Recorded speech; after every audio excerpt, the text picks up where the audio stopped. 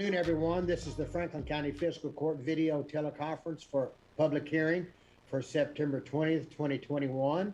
And we welcome everybody. And this is a public hearing that is concerning Jones Lane. And I'm going to ask the clerk to call the meeting to order. Squire Sebastian. Here. Blackburn. Present. Muller. Present. Tracy. Here. Booth. Present. Moore. Here. Judge Wells. Here. We now declare this public hearing open, and I'm going to go over the housekeeping rules. All committee members, all citizens will be required to state their name and be given 5 minutes to comment. After comment, there will be an opportunity for questions from the court, from staff, and from the applicant or attorney or the representative of the applicant. Also, do not interrupt the speaker. All questions must be held until the speaker is finished. Raise your hand at the end of the presentation and I will call on you. We will not be voting on findings of fact this evening. The voting will come on Friday, September the 24th at our 9 a.m. meeting. With that being said, this is a called public hearing in accordance with the Kentucky Revised Statute 100.211. Ryan C. and Nicole L. Turner are requesting a zone map amendment from rural residential RR to agricultural district AG for a 10.01 acre property identified as PVA map number 051-00-00-008.01, located at 505 Jones Lane. We are here to consider a zone change from RR to AG. The focus tonight is to consider a zone change, not the conditional use. Clerk, will you please swear in Ben Judah? Ben, will you raise your right hand? Do you promise to tell the truth, the whole truth, and nothing but the truth? I do. Okay. Mr. County Attorney, would you please qualify the staff and present your statement? Thank you, Judge. And before we get started, Mr. Judah, if you'll give me just a brief notation. Judge, I want to clarify the statement of the statute that you recited. You said KRS 100.211. The applicable statute is KRS 100.213. Copy has been provided to all members of the court, as well as the packet information contained in item 9 of our last fiscal court meeting, which contained the proposed ordinance, the statute in full, the staff report, and the minutes of the planning and zoning meeting. And I think as a preliminary matter, I would ask the court to consider a motion from somebody to admit and introduce those documents into the record for the court's consideration on this zone change. I'll make that motion. Squire Moore made the motion. Is there a second? I second it. And Squire Booth, discussion? Yes, I have a question. And thank you, Judge, and thank you, Counselor Sparks. Counselor Sparks, did you indicate that the transcripts are also entered or only the minutes? I would propose, and that's what, well, it's actually kind of your all's call what you want to do. The packet that was contained in item 9 previously contained both the transcript, the minutes, the statute, the application, and the staff report. That was presented to the court at our last fiscal court meeting. Those items were considered specifically in your all's call between the first and proposed second reading. And to ensure that this record, since you're starting now, basically anew, is complete, I would suggest you introduce all of them, but that is whatever you all decide is appropriate to base your further deliberations on. That was my motion to introduce all material that we have received on this. That would be item 9 of the last fiscal court meeting, which contained, as I said, the statute, the application, staff report, minutes, and that accompanied the proposed resolution or the proposed zone change ordinance at our last fiscal court meeting. Yet, Counselor Sparks, I didn't hear you indicate transcript. As I was referring to item 9 in totality, but whatever you want, all of it, nothing, your call. Squire Moore, would you like to include the transcript into Yes, that's part of, additional that's part of the documents? material we received. Okay. Okay, we have a motion and a second. Any other discussion? All right, clerk, call the roll. Squire Sebastian, Yes. Blackburn,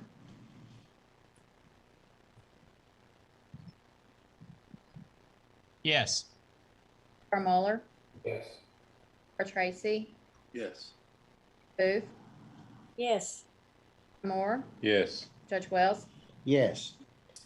The next item, before I call on Mr. Judah, I would like to say that Mr. Hewitt, unfortunately, is not going to be able to be with us tonight. He's a bit under the weather. We hope for a quick recovery from Mr. Hewitt. Mr. Ben Judah, please present your report. Now, Your Honor, if I can qualify the witness. Mr. Judah, state for the record your name, where you work, and what you do there. Ben Judah, Franklin County Planning Supervisor. I kind of oversee the planning processes. And Your Honor, without objection, I'd ask the court to stipulate to his qualifications as planning supervisor, his background, curricula, vitae, et cetera, is on record in the office of the Franklin County Fiscal Court. Thank you. Mr. Judah, go ahead. All right, Thank you.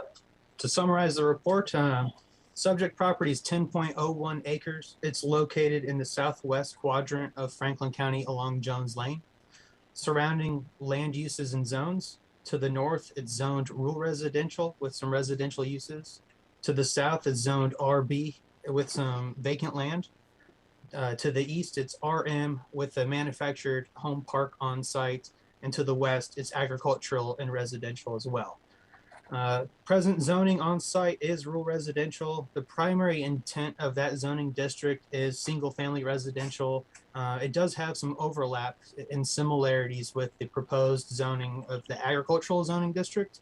Both are low density residential, would allow for both low density residential uses. Some of the primary differences between the two, RR would only allow for one dwelling per parcel, whereas the ag district would actually allow for multiple dwellings on a same piece of land. Some other differences include the agricultural zone does allow for some recreational type of activities with conditional use permits required. Both do also allow for agricultural activities as well. I do have all positive findings throughout my staff report as well, with all the comprehensive plan goals. And based upon those goals, I did conclude my report with 2 findings of fact. One, that the comprehensive plan future land use plan designate the property as rural activities. And number 2, the agricultural zoning district is an appropriate zoning district for the rural activities land use designation. And that briefly summarizes my report. And with that, I'd like to enter my report into the record, and I'd be happy to answer any questions court may have for me. Does the court have any questions for Mr. Judah? Squire Tracy?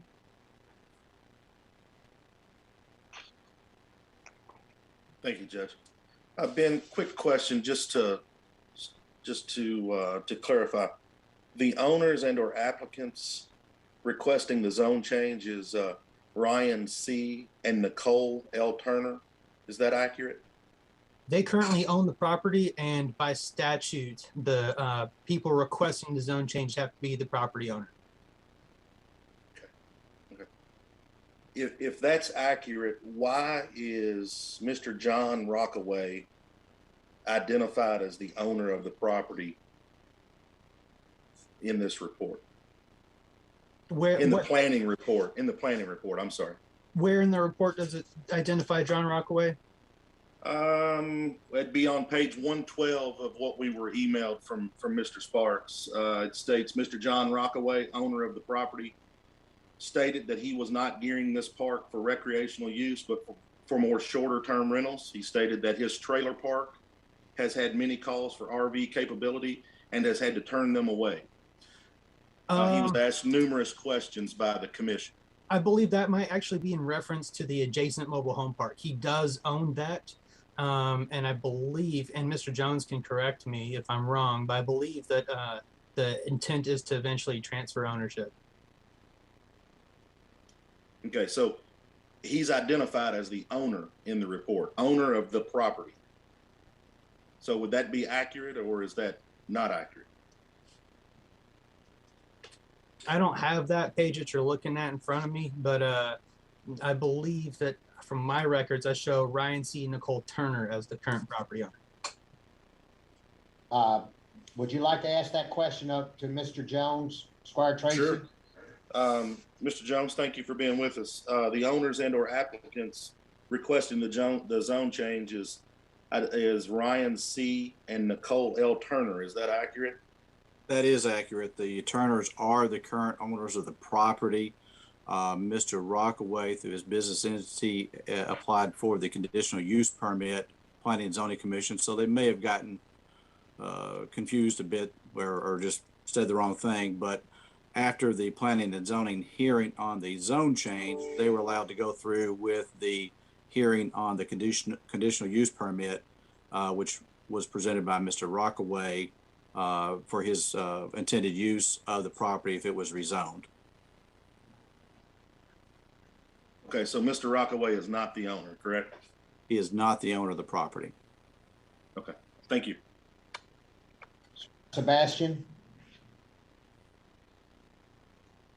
Thank you, Judge.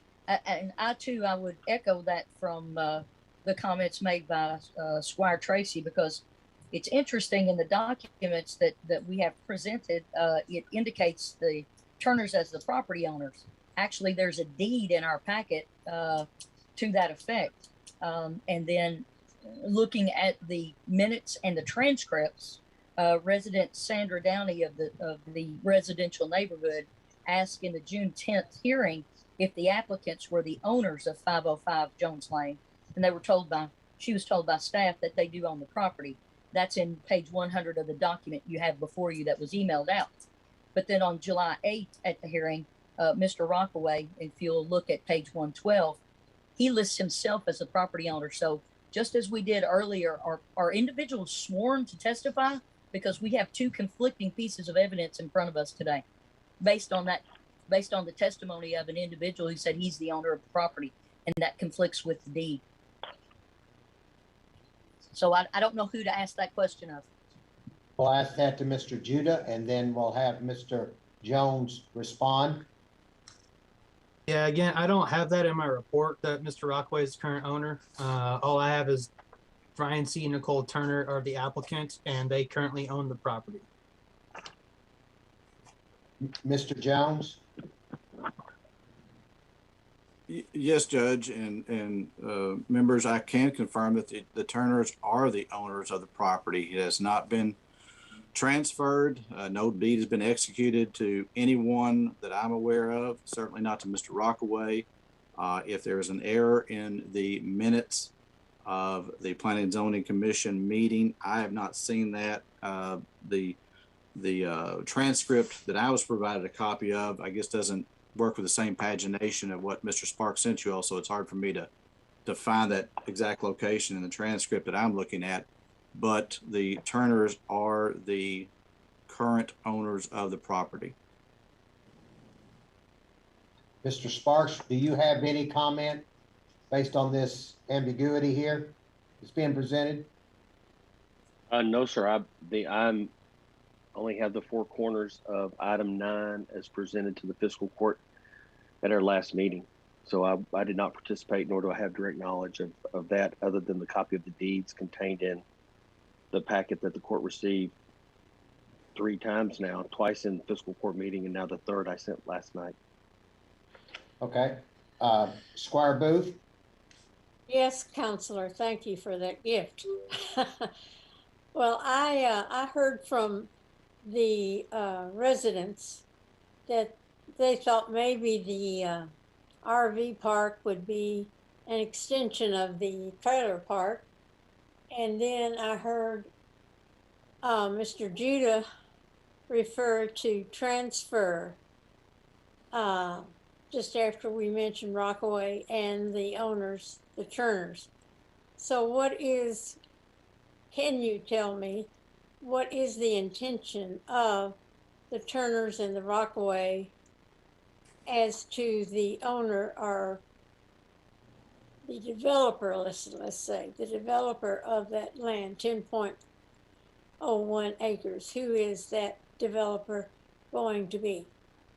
Sure. So I will like to remind the court that we are here to consider it's KRS 100-213, which does state that we're here to consider the existing zoning classification given to a property is inappropriate, that the proposed zoning classification is appropriate, or B, that there have been major changes in economic, physical, social nature in the area that were not anticipated and the adopted comprehensive plan, which have substantially altered the character of the area. So now to get to your question, Squire Booth, the future intent is to develop a RV campground, but that is a conditional use in the agricultural zone.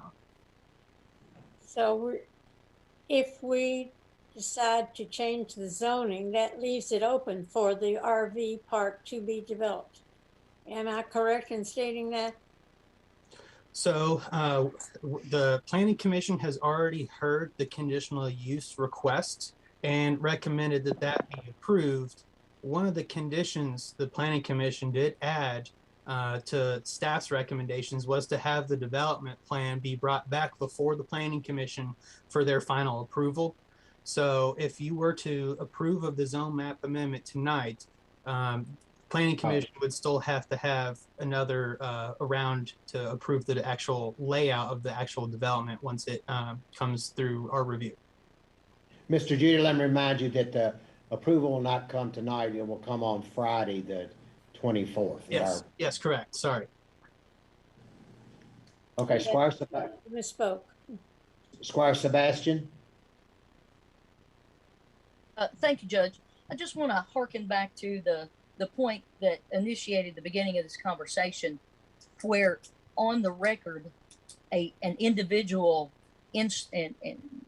stated that he had ownership of this property, even though we have a deed that says otherwise. So my question again gets back to, why would an individual assert that he had ownership of the property when the deed specifies otherwise?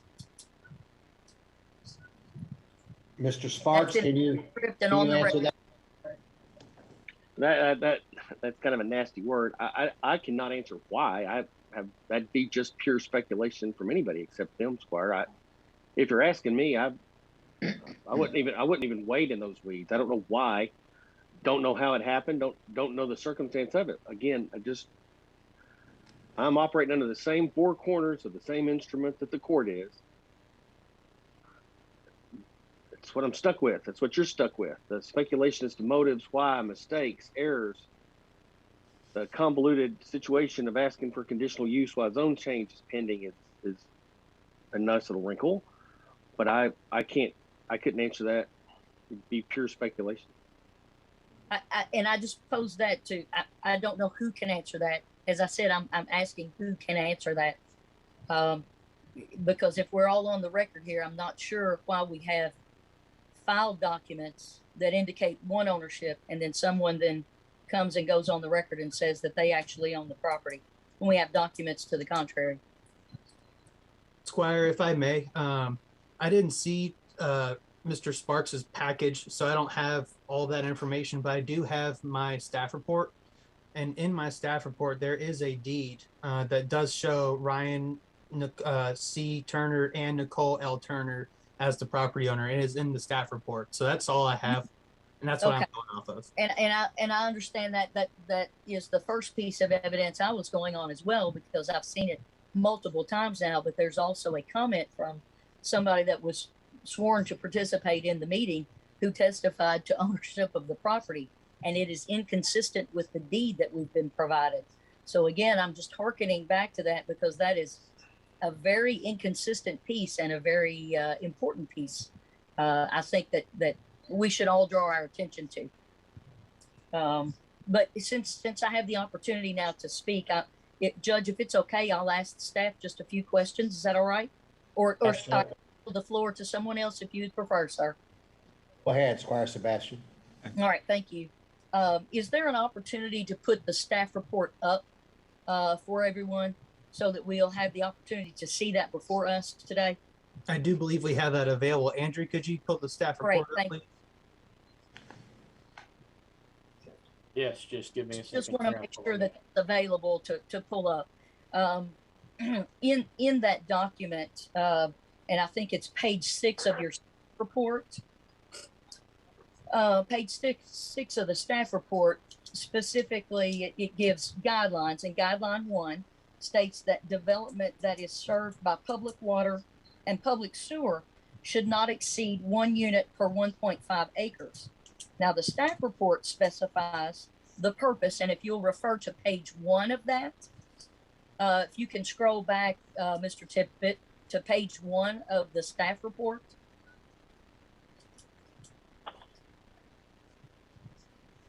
And you'll see it's entitled, it'll say staff report, and it'll say who drafted the staff report. Yeah, excellent. Thank you so much. It will also give who the request was made by. If you'll continue just to scroll down mid-page, please. It indicates, I think, the applicant, what the request is, the use of the property. And if you'll stop right about there, it will list the purpose. So in the staff report, it specifies the purpose with the general information section, and staff testimony later on in the staff report specifies 99 units on this 10-acre property. So to me, that information is clearly included on the record for our consideration this evening. So it's not only inconsistent with guideline 1, which says development that is served by public water and public sewer should not exceed 1 unit per 1.5 acres, but it's not going to really satisfy the condition that's stated in guideline 1. If we will go on to guideline 2, which is on page 6, and if you want to go ahead and scroll down to that, it reads flexibility should be given, and I'll give a couple of ellipses there, where the proposed development will not have an adverse effect on the surrounding uses. So again, the staff report specifies the purpose within the general information section, which we just saw. And again, that's information that is included on the record for us to discuss. I find that to be equally inconsistent and will serve the exact opposite of the stated purpose to not have an adverse effect on the surrounding uses, because it is very clear that this is a rural residential neighborhood. And those conditions have not changed for over 2 decades. If we'll continue on page 6 for guideline 3, it also states that no new development shall occur where there is not an adequate water supply and water pressure for fire protection services. So again, as the staff report specifies, the purpose again would go back to that general information section. Of course, that is included on the record. The zone change will not satisfy this guideline. The area is currently served by a 4-inch water line, and we had reports previously and indicated, people have gone on the record by longtime residents, that there have been interruptions in the water service there. They certainly know what happens when they turn their faucet on and no water comes out. So yes, I do understand there's a document in the staff report from the Farmdale Water District, which is appreciated, that they intend to upgrade the line size in that area of Franklin County. But at this time, it's not there. And only will that be there in some point in the future. So therefore, the moment that the zone change proceeds to AG, there will not be an adequate water supply and water protection or water pressure for fire protection services. And additionally, in the staff documents, the Franklin County Fire Department notes in its April 2021 letter that the Franklin County Fire Department is requesting hydrant to help provide fire protection for the proposed RV park. So again, it is listed in staff documents. So the location of the hydrants should be, and I'm reading from the document, so I'm reading from it here in my hand. The location of the hydrants should be located every 500 feet to comply with the subdivision regulations. So at present, as we all know, and I stipulated this for the record last time, there's only one hydrant, and that's located at the intersection of US 127 South and Jones Lane.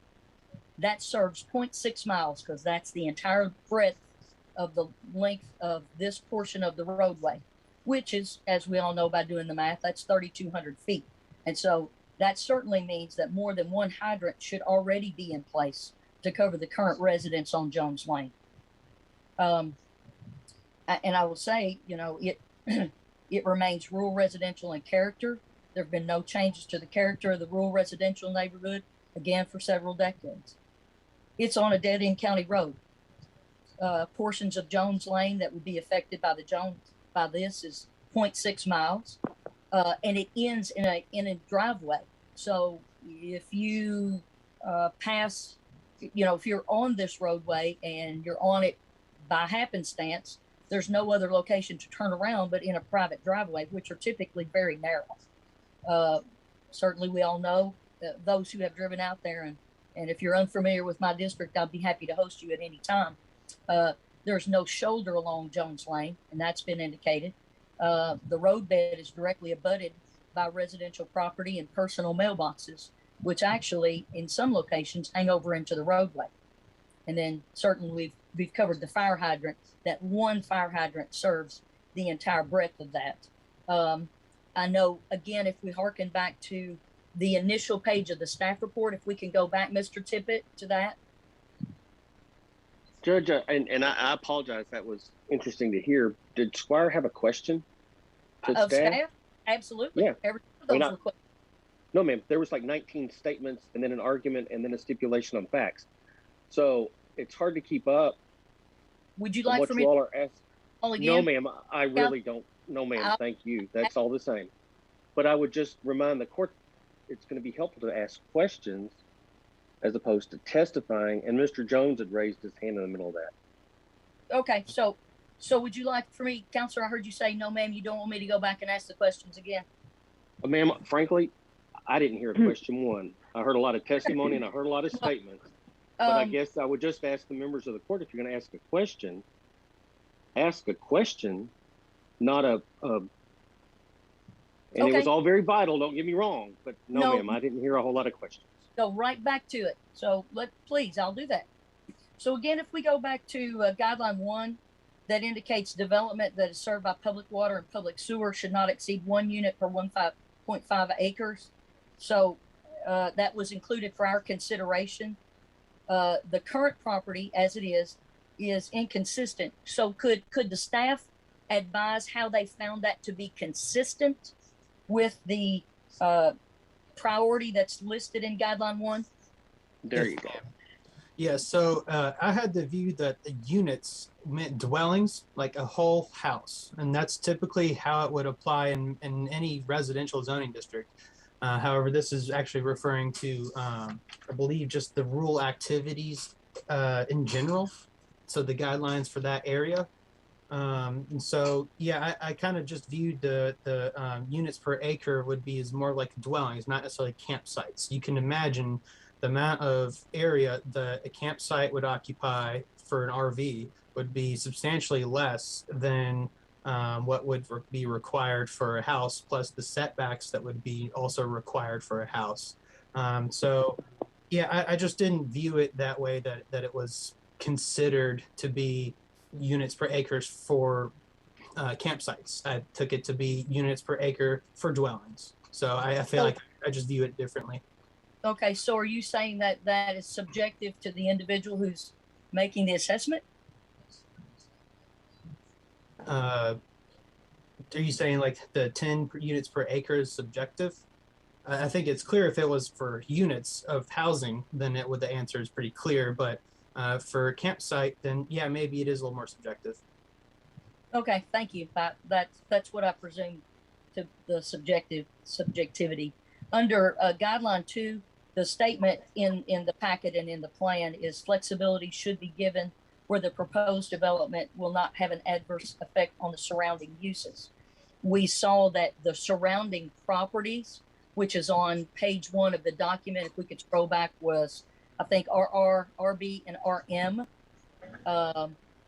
So how was the determination that the proposed development will not have an adverse effect on this the rural characterization of this rural residential neighborhood? Yeah, so camping areas are generally in rural areas. So I in my view, that seems to fit the character of the area. Again, that's also subjective. You know, you might view it totally differently. But yeah, so I would say that, you know, camping sites in an urban context probably doesn't make much sense, but in a rural area, it certainly does. But so my question was in an area that is bounded purely by rural residential, so it's all residential, single family dwellings. You are saying that this fits within a rural residential neighborhood with houses and mobile homes. You're saying that this is consistent with that?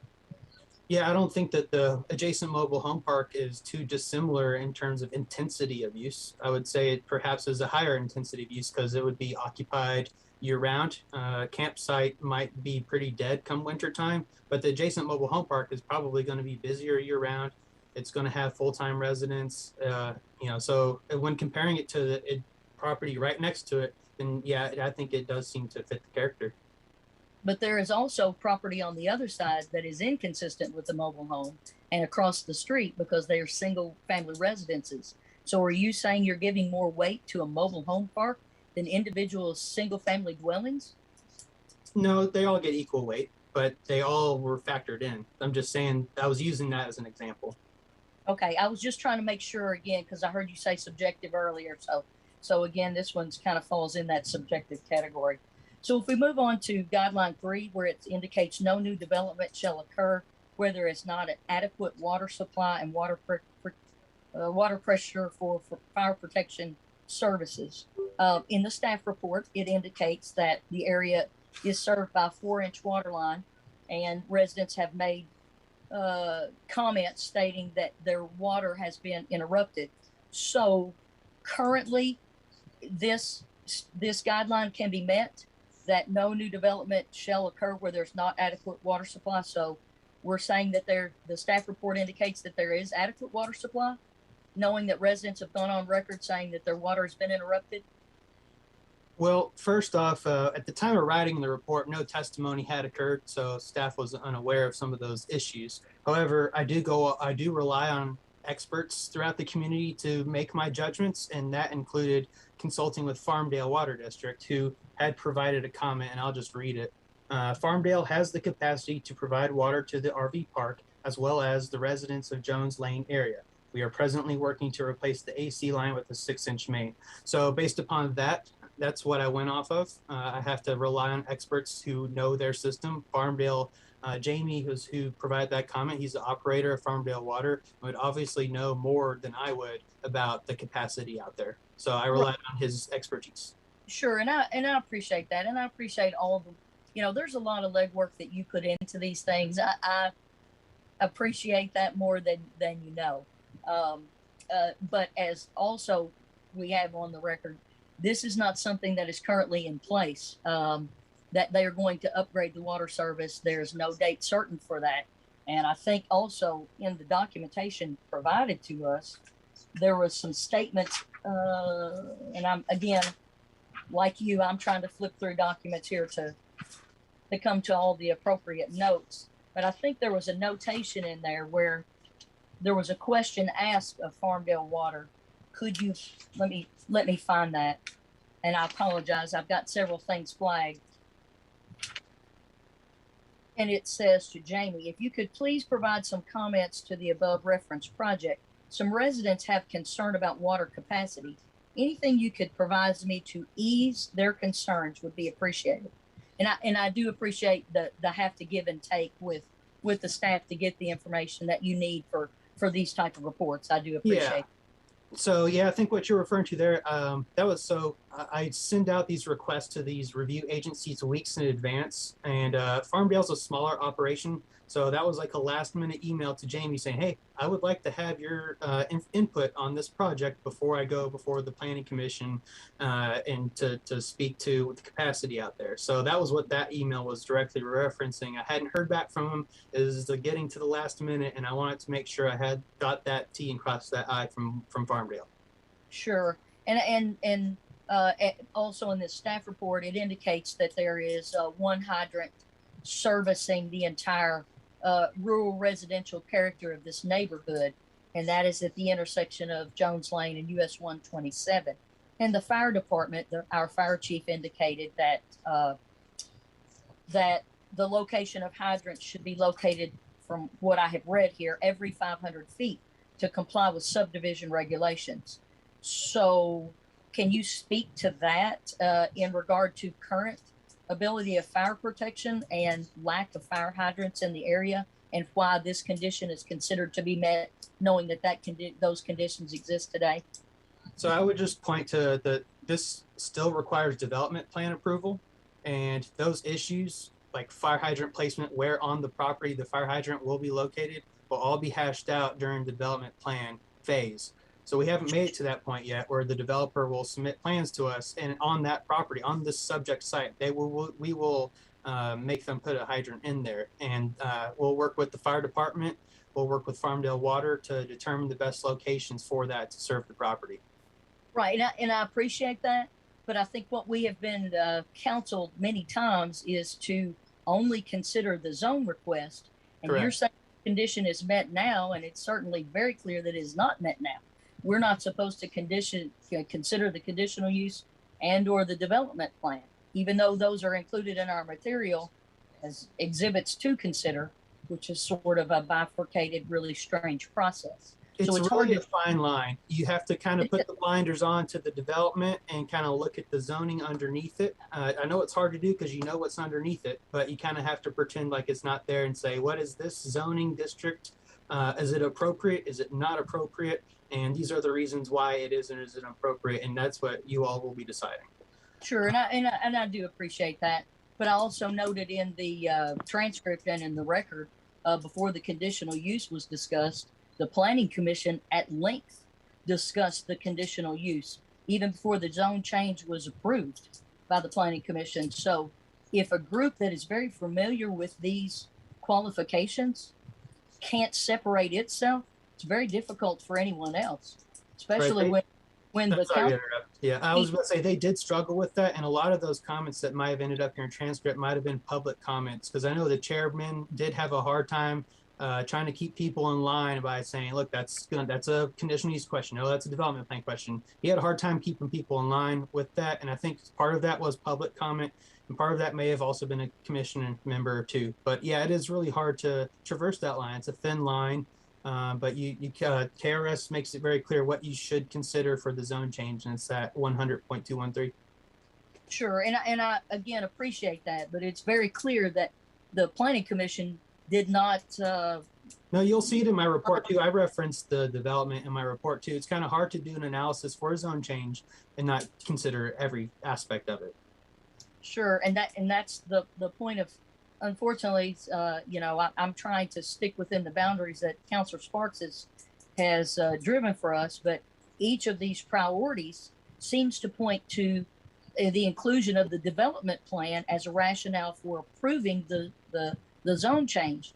So I don't see how we can make that leap without including the development plan, and we're supposed to only include the zone change, which is why the line of questioning I've shared with you. And again, I completely appreciate the time and the effort, all the things that you do behind the scenes. And I have no qualms whatsoever with the work that you do for Franklin County. I think you do a very good job with the latitude you're given to do your work. So I truly appreciate that. So at this point, while I have a variety of other questions, I have monopolized most of this meeting by asking them of you. So I'll give someone else an opportunity.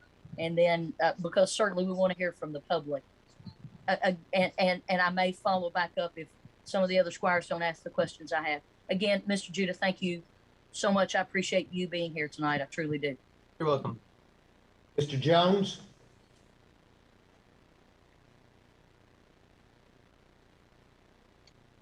Yes, Judge. Are you calling on me for questions to staff? I don't know. You've got a hand up. Yes. And you've had it up. Yes. Yeah. Judge, if I could back up a little bit, I did raise my hand when at the very beginning of the meeting when motion was made, and I guess I need moving forward how to raise any objections that I may have. There was a motion made and approved that certain transcripts and I guess emails to you all made part of the record. Those were not made available to the applicant. So I find a problem with that. I have a problem with the transcript of the planning and zoning hearing possibly being a part of the transcript of this hearing, because this is a new hearing de novo and cannot rely on the public comments from that meeting. That's why you voted to have this meeting. And so you've now included in the public into this hearing transcript from another hearing, and it seems that might be inappropriate, but that's for Councilor Sparks to make that determination. That's why I raised my hand at the very, very beginning. And again, all this Zoom is new for us. I wasn't quite sure how you do that, but that's the reason my hand was raised. It goes back to that. Okay, Councilor Sparks? The court's already considered the transcript, et cetera, in item 9 as presented in our last fiscal court meeting. Those were already considered by the court prior to the second reading 3 weeks ago, et cetera. And the court determined in its infinite wisdom that it wanted to expand the proof, not to avoid the proof. It is a de novo hearing. De novo is not based upon the idea that it is based upon the idea that the determinations are new. The proof can come in accordingly, and Mr. Jones is correct to this extent. Apologies that he wasn't recognized when that motion. That's why I thought it would be appropriate for a motion, but I don't think that there's anything inappropriate to include that in the proof because the decision is de novo. And the court's already, in fact, considered it at the last hearing or the last fiscal court meeting. That very same transcript, et cetera. The only thing that the court has received is that, and it was contained in the last fiscal court meeting.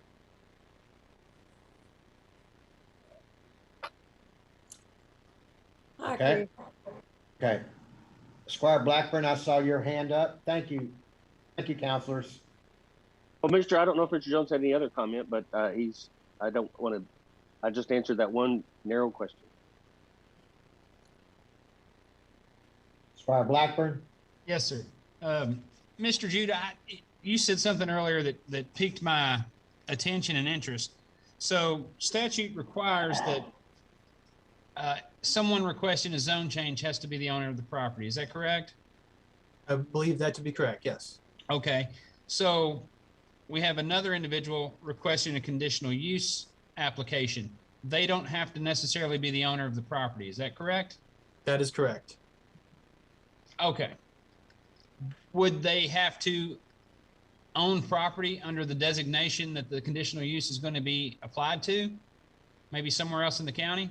Or can it just be anybody for any reason?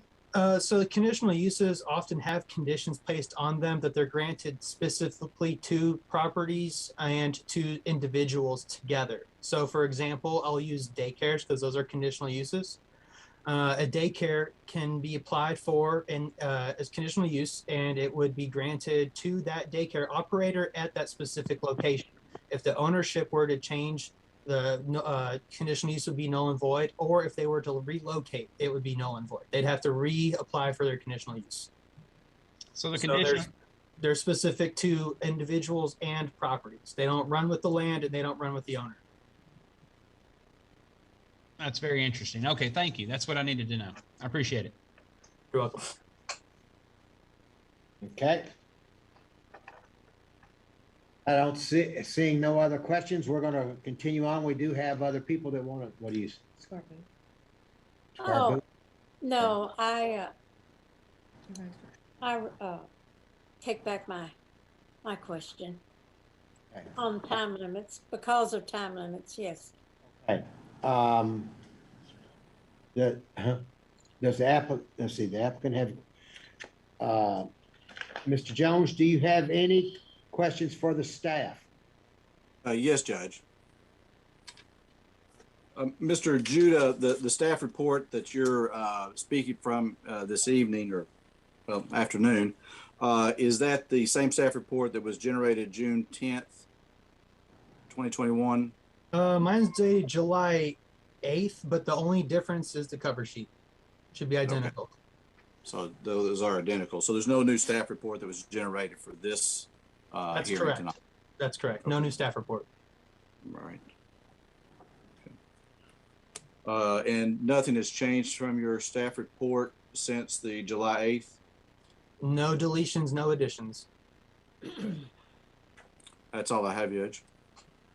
Okay, Squire Sebastian, do you have another question? And I'm gonna have to come back to Mr. Jones to present his case, so if you have a Yes, question. sir. Yeah, Okay. yes. I just didn't know. I had yielded the floor to others who may have questions, but I didn't know if once you moved away from the members of the court, if we would be able to ask the staff additional questions. And as I had indicated earlier, I do have some additional questions for staff. So if you will kindly advise me how to proceed in that regard, I'll do so. Okay, I will allow you to proceed with your questions, if you can make them direct questions, so we can move forward. We've got people on the line that want to speak. Yes, sir. This is about people speaking, and so I'd like to get to the public comments as quickly as possible. Yes, sir. I appreciate that, and I will do so. Thank you for your indulgence. So as we look to our staff again, Ben, and I again appreciate you. Under goal 1, the goal indicates that recognize that growth is healthy and necessary, but that growth should be managed pursuant to the community comprehensive plan. Can you shed light on how the requested AG zone change supports healthy and necessary growth in this rural residential neighborhood?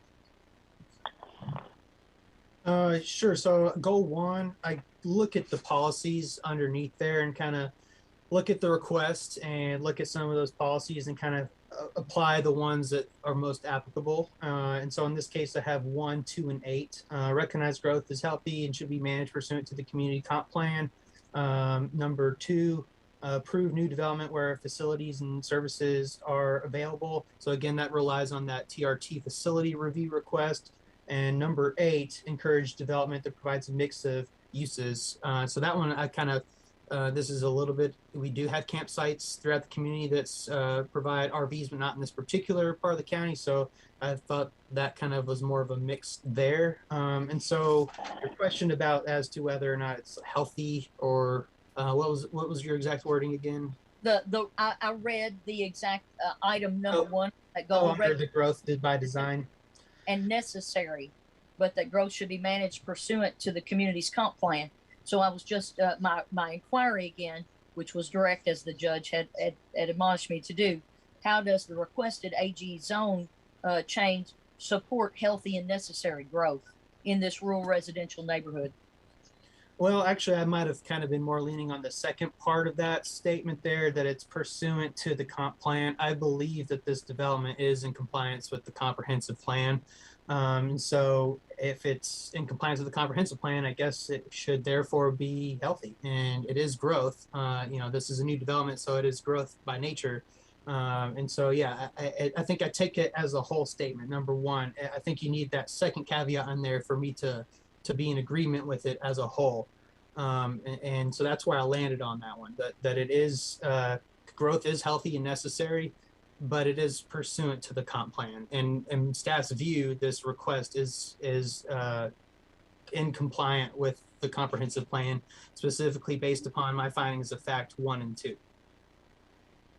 Okay, so on number 8, where it encourage developments that provide a mix of uses such as different housing types, affordable housing, commercial establishments, et cetera, that will encourage the development of a sense of place. Right. Again, I ask, how does the requested AG zone support encouraging the development of a sense of place in this rural residential neighborhood? Well, rural residential uses and the agricultural zone are pretty similar at their root. They are both used throughout the county primarily as single family residential uses. So I think that it also kind of supports that one just by being compatible in that way. So encourage, and I was looking at it, they use the word recreational areas and open space that will encourage development and sense of place. I kind of felt this is along the lines of a recreational use. And so I felt like it was compatible in that sense. Okay, so are you saying that you kept it clean to the AG, or you're, because I continue to hear the conditional use bleeding into the rationale to support these goals and policies? Yeah, I mentioned that earlier. That is hard to separate it entirely when doing my analysis. And so, yeah, you're right. It probably did bleed through a little bit there. I think I knew what the intended use behind the request was, and that's probably what helped me land with putting number 8 down under that goal specifically. If we go on to goal 4, promote economic health, and I think this may get to more of that bleed through very clearly, where it is number 5, it reads emphasize tourism, including heritage related tourism as an important economic development asset in the community, and include the Kentucky River and its tributaries. So I'll ask, how does the requested AG zone change support this priority for this rural residential neighborhood? Again, we know that it's a rural residential neighborhood. It's one parcel on a county road that's being requested for a zone change from RR to AG. I'll go ahead and make this statement. I have AG zone properties in my family, and I can just say that none emphasize tourism as an important economic development aspect to the entire community. For us, they emphasize things like hard work, sweat, hay, tobacco, crops, livestock, but they were important to my family. So I just have to go back to the question is, how does this requested AG zone change support the priority of emphasizing tourism? Well, the AG zone allows for more than just agricultural uses. It also allows for a multitude of conditional uses that are recreational in nature. So the zone would allow for that. So this use, I know you're not really here to focus on the use, but we kind of have to talk about it a little bit. It would have an impact on the local tourism industry, and it have an economic impact. So that's where I landed on that one. Okay, so the agricultural zone does allow for some agricultural activities, and a growing trend might not be related to this project specifically, but it would apply to other zone change requests and for ag zones. Agritourism is a growing thing, and so I feel like the ag zone and agritourism kind of go hand in hand there. So again, if you remove the reuse and look at it from that way, from an agritourism perspective, I think again it works if you remove the use. I appreciate you being forthright and saying that for all of these things that I'm bringing up, the conditional use has bled over into the decision making. So I'll go on with that in number 8, where it says encourage development of businesses that can provide needed products, services, jobs for neighborhoods, etc. And I don't have to read it all. You've got it. So again, with this being a rural residential neighborhood, one parcel on a dead-end county road is being requested for the zone change from RR to AG. Can you shed light on how this priority under this goal would be met by making that change? Yeah, again, it would similar to my last statement. I think that agricultural zone can be more than just agriculture according to the land use table of Franklin County. It allows for a multitude of uses, not just farming, and this would apply here. Okay, and I'll move on to goal 6, which is encourage new development to fit the character of existing neighborhoods. So I'll just read that one more time for everybody who doesn't have the benefit of having it in front of them. Encourage new development to fit the character of existing neighborhoods. We've stipulated that this is a rural residential neighborhood, single-family dwellings. So how does the requested zone change to AG support that priority? Again, I don't view this request as too dissimilar in intensity and nature to the adjacent mobile home park. I know I don't weigh it only. I consider everything on the street. But yeah, I was looking at the adjacent property. It's definitely less intense than that mobile home park that's right there. It's been there since the 80s, at least according to my research. Right. And so yeah, again, it fits. It's not too dissimilar than that. There are mobile homes back there. There are homes back there. The residents back there own trailers and RVs. So you'll see RVs out there that if this were to go through, you might see some more RVs. So again, it fits. Right, but I don't think the way I understood this is it didn't preclude what homeowners, single family homeowners, what type of property that they already have, because I think you've indicated that some of them may have campers and RVs and boats and a variety of other things, motorcycles, all kinds of stuff back there. Probably four-wheelers. There's a variety of things. But the character of this overall neighborhood is single-family situated homes that are not mobile in this way. So I'm just trying to make sure I understand how this fits the character of the existing neighborhood where homes are affixed to the ground. You're right. So the ag zone is not too dissimilar than the rural residential zone in terms of what's permitted. Both would allow for single family homes. So theoretically, if this zone change were to go through and maybe they never decide to act on their conditional use permit, somebody could still build a single family home here, just like it could under the current zoning. So a lot of times I view, so the most common zone change request that comes through this office is from rural residential to ag. And there really are pretty interchangeable. The biggest differences, as I've highlighted before, there's minimum lot size is different. RR is 1.5 acres, whereas the minimum lot size for ag goes up to 5 acres. So by doing this, you're actually reducing the number of lots that could be ever subdivided off this tract. And then some other similarities are they both allow for some low-level agriculture depending on the lot size. If you have 5 acres or more, you can have livestock in both zones. So there are overlaps to both. And so they are relatively interchangeable. It's just some of those underlying conditional uses, which are granted conditionally, they're not by right, they're relatively interchangeable. The zones aren't too dissimilar. So again, if for example, this ask was to rezone from RR to an industrial zone, then the fit and the character question, I probably wouldn't be in agreement with the statement any longer. Okay, the last statement certainly makes sense to me. And I'll ask one more question about goal 7, which is enhance community quality and character, is the way I read it. And number 9, I think, was the priority that you had highlighted and featured, which was continue to provide adequate and improved community services such as schools, police, fire protection, etc.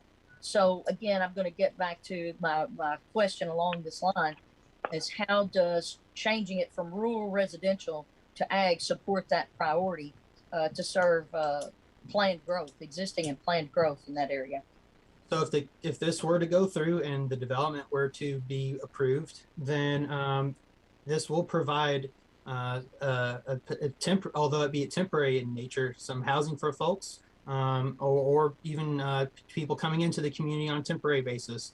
The applicant during the planning commission portion of this hearing testified to the growing demand for to provide housing, temporary type of housing situations for travel nurses.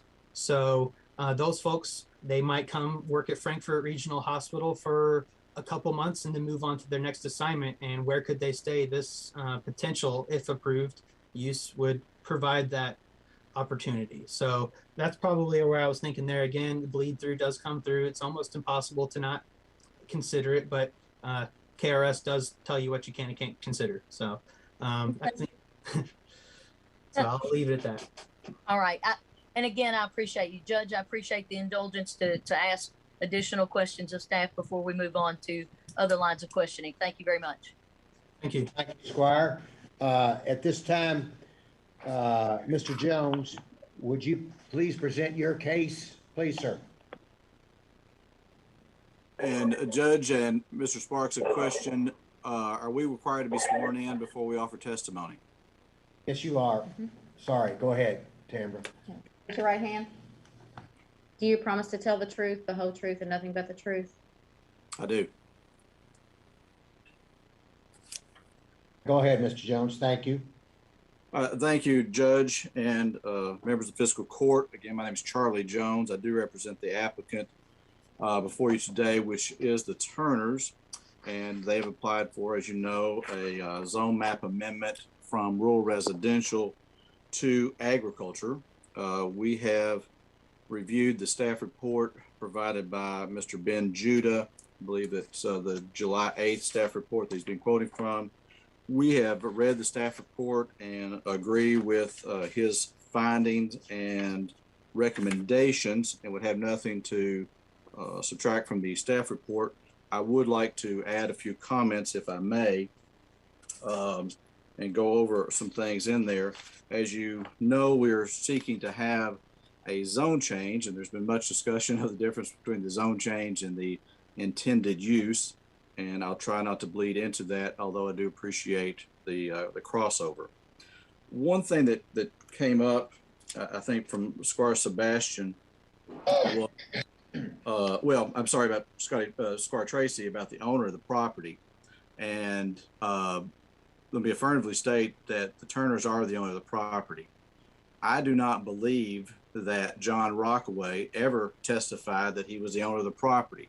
Mr. Rockaway did testify that he was the owner of the adjacent property, which is owned by Suburban Inc. But again, we don't have, or I don't have access to whatever you all were quoting from. Mr. Rockaway is on this Zoom hearing tonight and can testify to that as well. There seemed to be some aspersions cast upon him that he lied in a public hearing, which he did not do. I think if anything occurred, there was a mistake in the transcript. Mr. Rockaway will clear that up in a moment, and I don't believe that there's any inconsistency in his testimony before the Planning and Zoning Commission, whether it be for the zone change or for the conditional use permit, and what would be there tonight. We talked about the development guidelines that Squire Sebastian brought up. I would bring everyone's attention to the comprehensive plan and section 4 of the comprehensive plan, which those development guidelines fall underneath, I believe. Well, that speaks to development of the property. It says the purpose of the land use plan is to provide guidance for decision making regarding new development. And there's a distinction between guidelines regarding new development and the guidelines that mandate or don't mandate a zone change. There are two different categories and two decisions to make. So section 3 of our comprehensive plan is the goals and policy. That is one of the few legally required items in a comprehensive plan that KRS 100-187 requires. So I would agree that looking toward the goals and policies and making a determination of whether a zone map amendment is in compliance with the plan is appropriate. I believe it is a stretch to state that the guidelines under section 4 that are to guide development should mandate whether or not a zone change is granted or not. Because under that scenario, we would probably never grant a zone change, because most zone changes are done, some, not all, but a lot are done to extend maybe the urban boundary, to go to a new tract of land. And I can think of 50 zone changes I've done where the fire hydrant wasn't there yet, where the water line wasn't sized right, where sewers were not even there. I can think of a couple that didn't require any infrastructure improvements, but I'm going to say 95% of the zone changes require some infrastructure improvement after the zone change is granted. That's when we get into the development. A zone change can be granted and the development not move forward because the owner of the developer property might not be able to meet the development guidelines and provide the infrastructure that's needed. Or maybe the municipality can't, maybe the plant board can't extend, the sewers can't extend. There's some development constraint. That doesn't mean that the property is not appropriately rezoned. So there are other factors that come into play there. We talked about fire hydrants and water lines. That also plays into the development process that planning and zoning goes through, because they can mandate the size of development. Perhaps the infrastructure doesn't come at all and the development can't go forward, but perhaps the 4-inch line does service X number of units, or a 6-inch line will serve X number of units, or the traffic allows for X number of units, or square footage of commercial space. So that's when you get into these development guidelines, and I personally don't believe it's fully appropriate, although it's a consideration, that it's fully appropriate in determining whether or not to grant a zone map amendment. Sorry.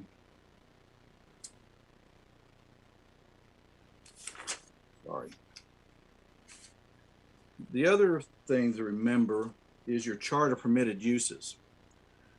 That's a part of the our subdivision regs and land use plan. And our chart of permitted uses tell you what you can do in each category space. As you'll note, rural residential is not even on the chart of permitted uses. It's not there. So rural residential honestly doesn't allow for anything. If it's rural residential, then it's essentially rural. If it's rural residential, it only applies for RE, which is the 1 unit per acre and a half or so. But we have the ag designation, and if you read through the chart of permitted uses, the ag designation probably has 50 to 60 categories of uses which you would not traditionally equate with agriculture. And I do remind the fiscal court that the chart of permitted uses was approved by this fiscal court. So you had to have known, or your predecessors had to know, that there were uses within the ag zone that would not fit your traditional definition of agriculture property. Because yes, you allow for single family residences, but it also allows for surgeons' offices, chiropractors, legal services, businesses, professional organizations, labor unions, civic organizations, political organizations, nonprofits, playgrounds, parks, stadium, golf courses, skating rinks, community centers, stadium, racetracks, riding academies, drive-in theaters, swimming, skating, conservation lands, subdivision parks, boat clubs, daycare centers, bed and breakfast, mini warehouse and storage is permitted. This commission recently expanded the use of permitted uses under ag to allow for reception and assembly halls. That doesn't quite square up with raising tobacco. So yes, I appreciate that the traditional definition of ag may be that, but that's not the definition within the planning and zoning context. Fiscal court also expanded the use of ag to allow for craft distilleries. So it's a evolving area. As Mr. Judah pointed out, a lot of the ag uses are pointed towards outdoor recreation and pointed towards some tourism type of things.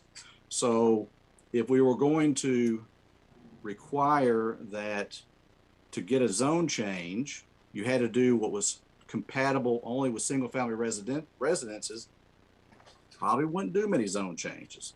And as Mr. Judah noted, most of the zone changes comes through his office are from RR to ag. I think I've found 8 or so in the past couple of years at 4606 Leestown Road, Crab Orchard Road for the distillery, West 6 Brewery, a zone change. Zone change at 827 Snavely, a zone change on land adjacent to me on Harvey Land Road in Stony Creek to RR to ag. Zone change at 2510 Glens Creek Road at 4719 and 4895 Louisville Road. All these are RR to ag to expand some potential use. I would note, I don't believe any of those zone changes have the infrastructure that this property has with the available water and sewer, which is very important. So the fiscal court has in the past approved, I think all of them were unanimous, of zone changes from rural residential to ag that, based on some of the comments tonight, would not be approved. If you get into the goals and policies, as Mr. Judah went through, we do think that the zone change is appropriate. Number one, as the statutes mandate, and I believe Mr. Sparks has cautioned us all, we have to show that the zone change is in compliance with the comprehensive plan. Two elements of the comprehensive plan that kind of fall into that. One's the future land use map, and the other is the goals and policies. The future land use map calls for this to be rural activities, and rural activities, AG, RR, rural residential, are appropriate in the rural activities designation on the future land use map. So we clearly meet that. Do we meet the goals and policies? I think we do. Mr. Judah has highlighted several. Goal one, the growth by design. They recognize that growth is healthy. We think it is.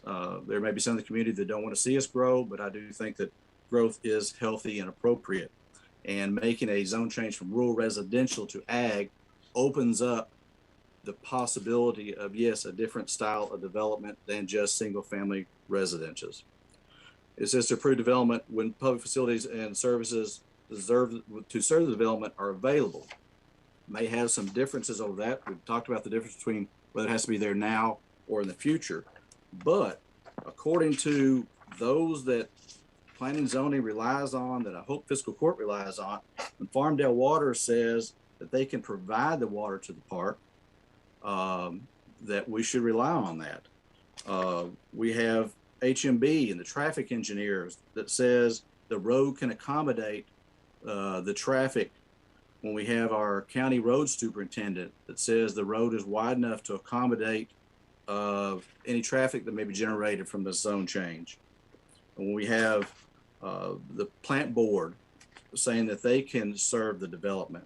We have the sewer department saying that they can serve the development. We have Chief Hutcherson who says no objection, just that we want a fire hydrant.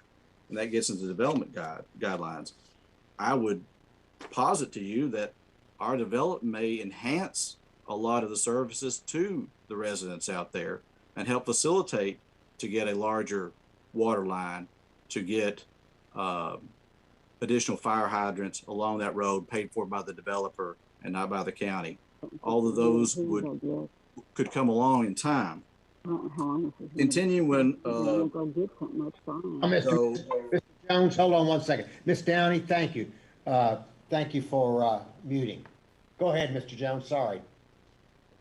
We agree with number 8 on goal 1 that this provides a mix of uses, of housing types, and a mix of uses. We think that's a good thing. On goal 2 are the policies that we think also that encourages some use outside of the urban growth area, that it helps to avoid this urban sprawl. The mix of uses, as we've noted already, there is multifamily with a mobile home park, there is vacant land, there is rural residential, ag. We think that's all compatible.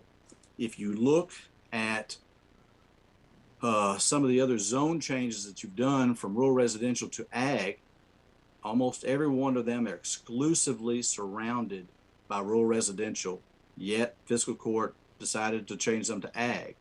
So there was a recognition by this fiscal court and previous fiscal courts that those changes are good and necessary.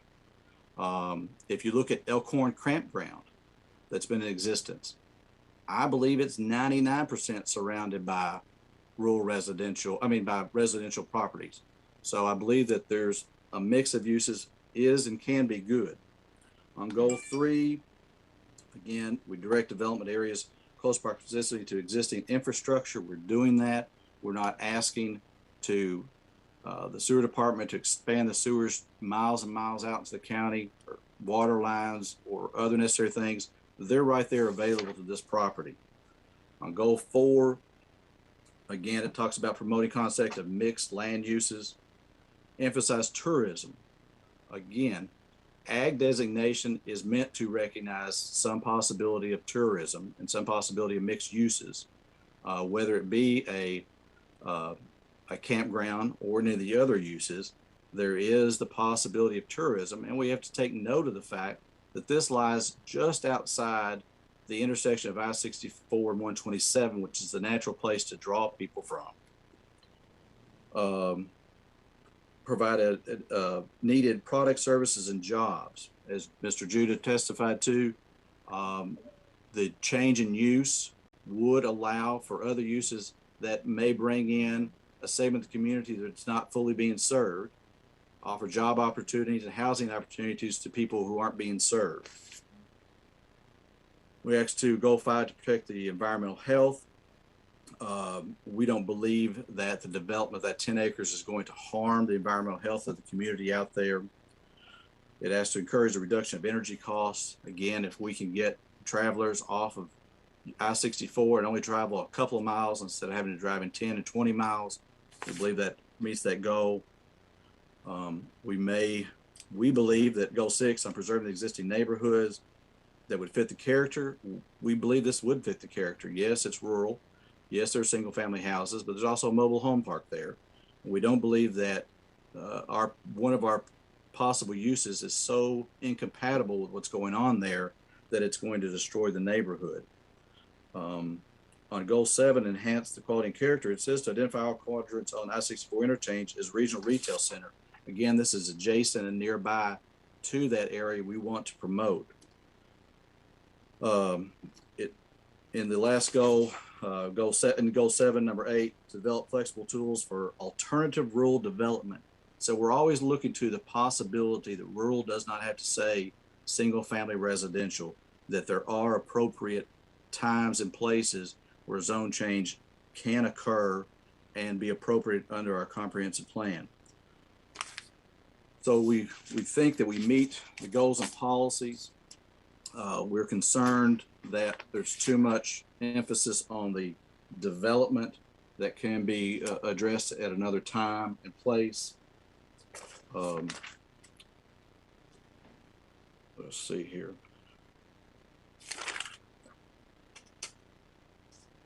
And we think that the fiscal court can recognize the past zone changes and its standards that it applied to those zone changes from rural residential to agriculture, and find that those are here also. We are not disrespectful of the other opinions that it may have some adverse impact on the surrounding property owners, but every new development generally does.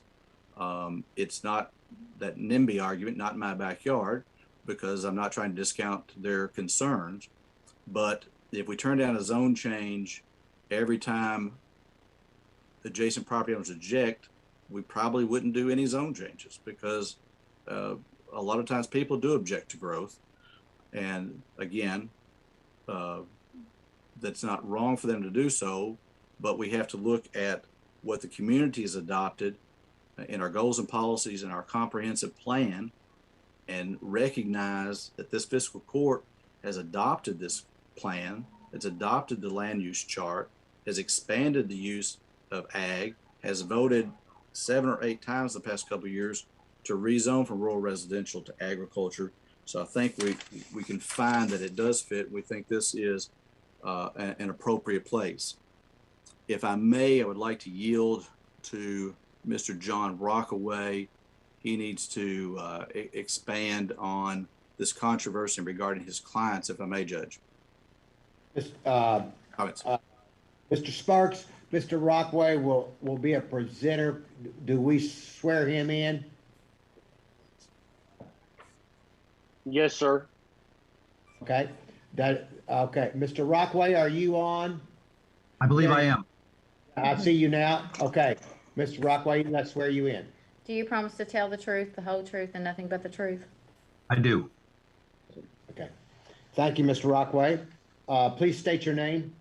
John Rockaway. Okay. Mr. Mr. Jones. Rockaway, yes, Mr. Rockaway, if you just clear up for us this misunderstanding about your claim of ownership of the property. Yes, I own, I'm one of the owners of the property next door, Suburban LLC. I'm one of the members and the managing member of the property. I'm not the owner of the Ryan and Nicole Turner property. So if the minutes of the prior meeting, whether it was a zone change or conditional use permit, if the minutes reflect that you said you're the owner, do you remember saying that? I do not remember saying that. Okay. And if it did have it in there, you believe it to be inaccurate? That is correct. It would be inaccurate. And Mr. Rockaway, is there anything else you want to provide about this property and the unique ability that it may have to service people who might need these services or offer something else in the area? One of the reasons that we got started with this project was the continuing demand for temporary housing for at the mobile home park. We would typically get calls every day from folks who needed a place to stay. If they're moving into town, they don't want to buy a home yet, and they have an RV in the backyard, and they're just looking for a place to kind of land and learn about the community. We were not able to offer them a spot a lot in the mobile home park. And so this property came up and we thought it made sense to see if there was an opportunity to provide those services. We get, as Mr. Judah mentioned, contract nurses, potential home buyers, family members who have a sick family member in the hospital or something like that and need a place to stay for a couple months. Contractors occasionally will come in on a long-term contract like an IT individual where they've been brought in as a hired gun to fix a problem. Oftentimes they'll have a small animal and typically a small dog, and they are looking for a place where they can just spend a couple months. And so this seems like it's a need that has kind of developed over the past few years as the RVs have expanded out with the slide outs and become much more livable than they were going back 20, 30 years ago. Thank you, Mr. Rockaway.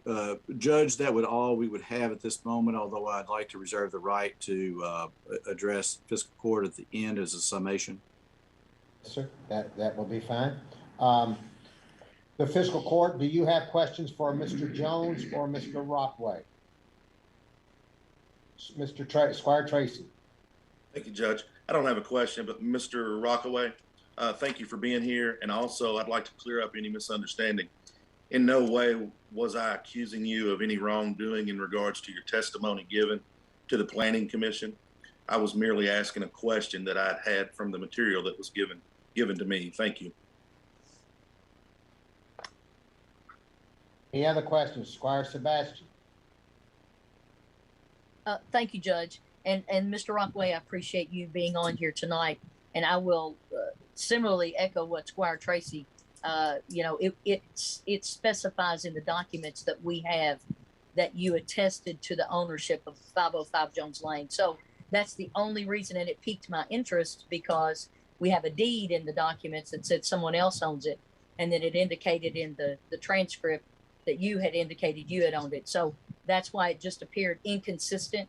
And it was good for us to ask that question to make sure we had the appropriate information. So I appreciate you being on to share your perspective on that and clear that comment up. Thank you very much. Squire Booth. You'll have to unmute. No one has brought up the fact that, and I say it's a fact, I move that it's a fact, or whatever the proper terminology is, that the county will have to spend money on the road that services that piece of property. I believe Do with the zone change. a zone change, yes. Well, that's a conundrum Do that you we have a have to, question? we have to approve the zone change. It's like approving the development plan at the same time. It's not logical. That's all I have to say. Squire, if I may, I think Mr. Judah can answer the status as to whether or not that's already a county road. I think that was addressed in his report. But that would be, I would defer to him to address the matter involving the county road, et cetera. Yes, I believe it is currently a county road. We do have John Mitchell on the call as well, and he can attest to the current status of the road, but I believe it is currently county maintained. Yes, that's what I thought. You don't have to, John does not have to back you up on that. I know it's a county road. But the fact is that the county will pay money to improve that road if the development plan, which is not to be considered in this hearing, is carried through. Or I think either Charlie Jones or Ben Judah testified earlier that the developer could be forced to do road improvements and water improvements on the water line and in the conditional use of something that has nothing to do with this zone change. Mr. Judah, would you like to elaborate on that, on the premise that Squire Booth has mentioned? So I'm not entirely sure if the current plan does propose any improvements to the county road. I think that the applicant might be able to speak to what's required. But I do have in my report that the county superintendent and HMB's traffic engineer do state that the current road is sufficient in its capacity and its width to serve the project. Mr. Rockway, are you on? Can I ask you a question, Mr. Rockway? Yes. How do mobile homes come into your lot? Are they in by a tow truck, or how do they come into your lot? Into the mobile home park? Yes, sir. Yes, they are brought in by toters with flag cars in the front and in the rear, or at least one flag car typically. And do those roads travel Jones Lane to get into your mobile home park? The mobile homes come in from 127 on and turn onto Jones Lane and turn up into the mobile home park. And have you seen any situation where there was not enough room to bring a mobile home into your trailer park concerning the width of Jones Lane? Jones Lane is plenty wide for a mobile home to enter and to leave, and they are very wide. So they're, yeah, we have not had an issue at all. They just come in. Okay, thank you, Mr. Rockway. Are there any questions?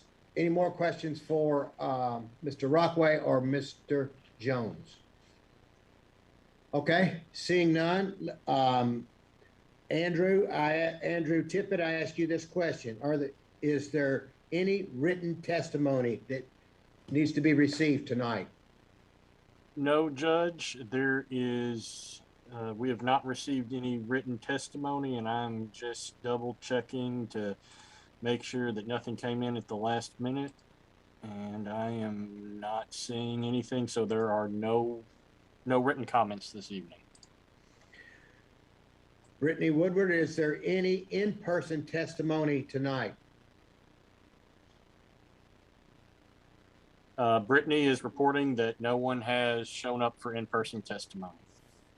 Okay. What do they have to do to say that they want to give testimony? Well, Counselor? we have a third option, and I'm getting ready to go to that, and that's video. We have several on for video. Oh, So getting ready to go okay. to that right now. Okay. Good. All right. We do have people that are here to speak via video conference, phone in testimony, and before we call on you, we'll ask you one at a time.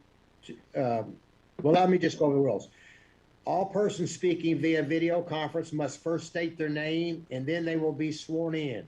You will be given 5 minutes to speak, and you will be stopped after your time limit. You may be asked questions by the court, the staff, or the applicant. There'll be no profanity or derogatory comments about any individuals. Once you are finished, you will be dismissed from the teleconference. Okay. I will go by, if you would, I do see Miss Bradshaw. I do see you as in person. Miss Downey, are you here to speak tonight? Sandra Downey? Yes, Judge, I believe she is. I'm asking her to unmute. She is on the phone, so. Okay, Andrew, do you know of any others that are here to speak that are on via video conference? The only two that I am aware of is Miss Bradshaw and Miss Downey, unless Mr. Rockaway is looking to make additional comments. Those are the only two that I'm aware of, Judge. Okay. All right, so let's go alphabetic. I'm sorry, Squire Blackburn, do you have a question? Yes, sir. Thank you. Quick question. Will staff or the applicant or the court be able to ask any questions of the speakers? Yes, I said that in the housekeeping statement. Okay, I just thought once they made their statement, you said they'd be dismissed. I wanted to make sure. I was just double checking. Speak, and you will be stopped after your time limit. You may be asked questions by the court, staff, or the applicant. Thank you, sir. Okay, so let's go alphabetically. Ms. Bradshaw, we'll let you go first. Please state your name, and then we'll swear you in. Okay, my name is Fran Bradshaw. I live at 705 Jones Lane. Okay. Would you please swear in? Yes.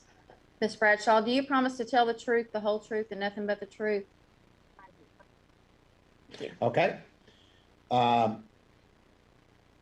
You may begin, Ms. Bradshaw. Okay, thank you. And I promise I will try to stay in line this time because I understand now sometimes you ask questions and sometimes you make statements. And tonight I'm making a statement, so I'll try to stay in line. I figured out not too long ago that I am the oldest living person on Jones Lane, which is kind of sad in a way. But I've lived here all my life. My family has farmed here since the late 1800s, mid 1800s. We were a farm community from my front gate, my farm gate, down to the old Lawrenceburg Road, all through the 50s and the 60s. Then houses started being built by a businessman named Floyd Hahn, and then the Peach family when the Bramlett farm was sold. And that's where the government wetlands is right now. When that happened, my father, who owned Jones Lane, he was a Jones, I'm a Jones, he had to deed Jones Lane over to the county because there were so many children living on Jones Lane then in residential houses that the school buses were not allowed to travel Jones Lane by the school district, by the school board. So he also could not keep it in condition for people to travel on because there was so much more traffic on it. However, and things stayed pretty much the same in the 50s and 60s, but then when the tornado came through, it totally changed the identity of the entire area. None of the working farms, none of the agricultural places came back except my family. And during the last decade of the 20th century, small residential and mostly one-family dwellings were built on the frontage of what were farms. 2 apartment houses were built, and several double-wide manufactured homes were built on 5-acre lots. Traffic kept increasing, and then when the suburban manufactured home development was established, I had to stop operating farm equipment because of children, bicycles, buggies, and I'm not that good a driver. And even now, my farming partner, who can drive anything, anywhere, He now will only load one round bale of hay at a time instead of doing them double because he can't pass cars. Cars can't pass him, and we have paid for a couple of mailboxes. It takes him twice as long, and it takes him twice as much fuel because Jones Lane is not agriculture anymore. It's rural residential. And since the tornado came through, which is pretty much how we measure life out here, us old people, we did have the Turning Leaf Nursery, and they did a small amount of business for several years. And then they tried to do a 127 yard sale.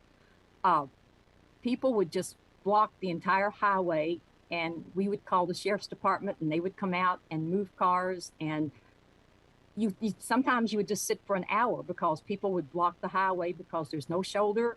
There's just a drainage ditch on each side, and the road is narrow. You can barely get through. Mr. Rockaway stated that no one ever had to wait because of a trailer coming up.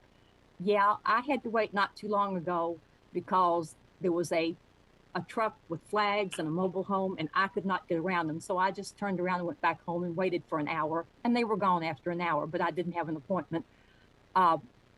There's only one fire hydrant that's down on 127, and since we are rural residential, that concerns us. The yard sale made it difficult, and we were just hoping that every year during the 127 yard sale, we would not have a fire, an emergency, or anything like that. There is no other way in and out of Jones Lane. Jones Lane ends, except for 127 South. Jones Lane dead ends at my front gate. And all between Jones Lane and 127 are homes with, most of them are on the frontage property. They have very small driveways. We have had quite a few water outages recently from Farmdale, and the Farmdale people are wonderful, but they have not given us any timeline about when that water line will be increased. And yes, the sewage lines are available, but very few people are hooked to it. The bottom line is from where I'm sitting, and I've been sitting here for many, many decades, the farms and the farmers are not coming back. The agriculture is not coming back, and the houses and the apartments and the manufactured homes are not going to leave. So in 2021, we're not an agricultural area anymore like we used to be. We are a rural residential neighborhood. So thank you for letting me talk. I appreciate it. And I hope I stayed in line this time. Thank you.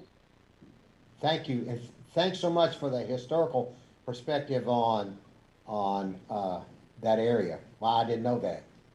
Well, it was a corduroy road. It was a creek bed. And my family came out of Mercer County, and it was a creek bed, and he built Jones Lane. It's a corduroy road. If you go back to your social studies and history, it was just one log right after another laid sideways, and then rock and everything put on top of it. So Jones Lane is part of my family history, but I have to admit, I would get a prize for the person who comes up and down Jones Lane the most. If they ever give a prize for that, I would get the prize. Awesome. Thank you very much. Okay, from the Squire Moore, your hand's up first. Yes, Miss Bradshaw, you gave us a good history lesson, but you didn't bring up Butterball's junkyard and the traffic that it caused. There was, by the time he left, I think the tornado pretty much ended him. It did, and that's when the rural residential and the mobile home and the apartments came, and he's been dead a long, long time. And mostly he was bringing cars in. People were not coming in to see his junkyard. So it was the traffic, all the stuff was over on his property. But that's another good thing about the tornado. It blew most of his junkyard away. So I'm very grateful to Mother Nature. All right, thank you. All right, other Squires for Miss Bradshaw. Other Squires, Squire Booth. You're at the end of Jones Lane. Correct. And the water runs down Jones Lane to your house. The water provided by Farmdale Water District. I go to all of their board meetings. I know that they are really trying to keep up with the new development, but the money that is not there, and they're trying to get it. So but you said that you did have, and I wanted you to elaborate that on a little bit about the time that you turned on water and none came out. Was that you? Had that experience 3 times in the past 12 months. And not only that, it's just like anything else. My water bill has quadrupled because it takes more money for them to keep things in repair. I did cooperate and I went over. They had us come over, as many of us as they could get, to sign an easement and that sort of thing. So people here on Jones Lane, they do want progress. They just want things to work before things get worse. And so I think that's what people are hoping, that the water line will be improved before more pressure is put on it and more demands put on it. But we were out, the longest time we were without water for about 6 to 8 hours. We were out for 1 day, and now sitting over in my living room, I have enough water to keep me going for a week. So because they told us to prepare for more of it. Oh, so you are putting water in containers and keeping it for emergencies? You have to. Oh, wow. Okay, any other squires? I don't see, Squire Tracy. Squire Tracy. Thank you, Judge. Thank you, Ms. Bradshaw, for being with us tonight. One quick question. Have you ever shared or communicated traffic and or safety concerns with Mr. Rockway and or his partners in regards to the current RV mobile home park? Mr. Rockway tonight is the first time I've ever seen his face. I've never seen him before, and I had no idea who he was. The mobile home park, the suburban home park, has never, ever been a problem down there. However, it has people who live there on a constant basis. They're usually long-term people. It's not traffic in and out. They have rather large lots. I think when I looked up the original information about it, it had 54, it planned for 54, not 100 places. And it's for people who make the most beautiful yards, and they do landscaping. The people in his mobile home park, they make that their home. They stay there for years, and it's beautiful, and there's never been a problem at all. But it's a different situation because his people, that's their residence. That's where they live. That's basically their residential homes. They live there. It's not a vacation spot. They're not going in and out.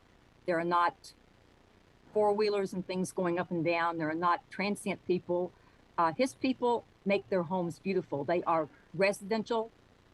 I have seen generations grow up down there, and I've never had the need to tell Mr. Rockaway that there was a problem, because it's a residential, rural residential neighborhood. Thank you. The reason I ask, obviously the sign clearly states RV mobile home park. So just wanted to make sure. Okay. Thank you. His mobile homes are manufactured homes. I've never seen an RV there. I've seen manufactured homes, the half size, the double wides, but they are residential, rural residential people. They are not transient people. Okay. Thank you. Squire Sebastian. Thank you, Judge. I did want to, before I ask Ms. Bradshaw a question, I did want to share with Squire Tracy, there is a double-sided sign at the suburban mobile home park. One side does indicate RV, the other side does not. So I'm not sure that this, I think maybe there's sign upgrading that may be going on or may need to continue for clarity there. Thank you for giving me the opportunity to share that knowledge of my district. I also wanted to ask Ms. Bradshaw a question in regard, you shared with us early on that you have lived on this property your entire life.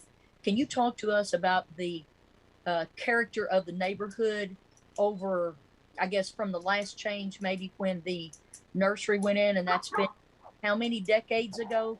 Can you share that if the character of the neighborhood has changed dramatically since that business went in at the corner of US 127 and Jones Lane? And I think it was unfortunately a short-lived business for us in Franklin County, but I believe if you could just elaborate on that, I'd like to know a little bit about more, share with the court the nature and the characteristics of the rural residential nature of the neighborhood. Well, after the tornado, when so many farmers left, and we had several farmers that were injured and they never recovered from their injuries enough to come back and farm, I was happy to see the nursery come because it was a business. It was a business that was pretty. It was a business that was using the land there the way it was appropriate, I guess. And they simply, the traffic would sometimes on the weekends, you would not be able to get out of down Jones Lane until the traffic went through. The really major problem came when the nursery stopped doing the plant business and became a 127-yard auction throughout the year. And when the traffic came to those places, it was you could not get out of Jones Lane. And it's one of the few times I had to call law enforcement, and the Franklin County Sheriff came out. And so it was a very unpleasant time as far as it made me feel uncomfortable. I didn't want to call the law enforcement, but you couldn't get out. And because of the narrow road, you could not get through the cars. People would park in the road. People have always walked up and down Jones Lane. I don't see people, there's nothing on the side to walk on. You can only walk in the middle of the road. So I still see people with their children and their baby carriages and all that good stuff. And I see them walking their dogs, and then they go back to their houses. And I don't really know how else to explain it. It's people with their yards and their lawnmowers, and it's where people have their homes. And it's the part of Jones Lane, since there is not a playground, there's not a recreational place or things for people to use as such, something, then they use Jones Lane pretty much as where they do their walking and their exercising and their baby pushing and things like that, because you go off one side of the road and there's a wetland that's protected by the government and swamp, and on the other side there's a ditch and the mobile home, so you can't go there. So it's just different, but it's a comfortable neighborhood, a rural residential area for a lot of people. So that's really, I'm not certain what you needed me to say, or what you were looking for, but it's just, it hasn't changed a great deal since the tornado, because the houses came in, they were built. People have a tendency to stay on Jones Lane. They don't move away very often. The school bus comes up. It's a convenient place to live. People have fairly good side yards, once they get off the road, but it's a residential area. Thank you, Ms. Bradshaw. I did understand you not only to characterize the neighborhood as rural residential, single family homes, primarily, there are a number of those, including the mobile homes that are located in the mobile home park.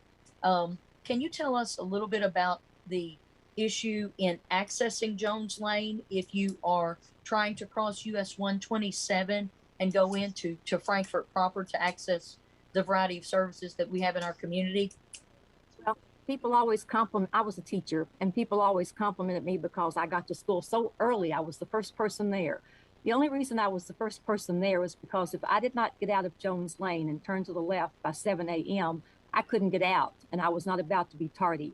Now that I do not work off the farm, I still will come to the end of Jones Lane, and if I have an appointment in Frankfort, I will turn right instead of turning left, and I will go up to Evergreen Road, turn and come down that way and come back down. It takes a lot longer, but you learn you can spend 10 or 15 minutes doing that, or you can sit at the end of Jones Lane for 15, 20 minutes, half an hour. And I'm not the greatest driver in the world, and I don't like to pull out in the middle of that and just sit there. So what a lot of people do is they come out, they turn right, they go up to the first traffic light, or they go to a place where they can turn around and come back and go back to Frankfort that way, or go back to the interstate that way. It's very difficult to get out of Jones Lane at certain times of the day. And you're making that statement on having lived there your entire life and knowing that the traffic patterns that are currently existing from the family residences that are there now, not the potential for increased traffic and increased individuals on the road. Is that correct? That is correct. I mean, this is, I mean, I don't know what the future will hold, et cetera. I'm talking about today. Yeah, current conditions, correct? Current conditions. Today, my husband and I we got our flu shot. Everybody needs to get a flu shot, but we got our flu shots today, and our appointments were at 1:15 and 1:30. We miscalculated. We did not get down to Jones Lane long enough, and it took us a while. It took us longer. We got out and we had to sit in the middle, and we were like 8 minutes late for our flu appointment vaccine. But that's what you do. That's the way of life. You get to the end of Jones Lane, and if the traffic's really, really heavy, then you go on and you get in with the flow of traffic and turn right and go and turn around the first place you can. And if not, if there's no traffic, then you can get out in the middle and turn. But that doesn't happen a great deal. All right, thank you. That's all the questions I have for you. Thank you very much. Thank you for being on. Any other questions from the court? Okay, Mr. Jones, do you have any questions for Ms. Bradshaw? No, Judge, would have no questions for Ms. Bradshaw. Okay. Mr. Judah, do you have any questions for Ms. Bradshaw? I do not. Okay. Ms. Bradshaw, I will say this, we've known each other for a long time, and those that don't know you, you are a fantastic teacher and librarian for the Franklin County Public Schools. And I know that you're retired, but you're missed. And thank you for your great service to so many kids in this community.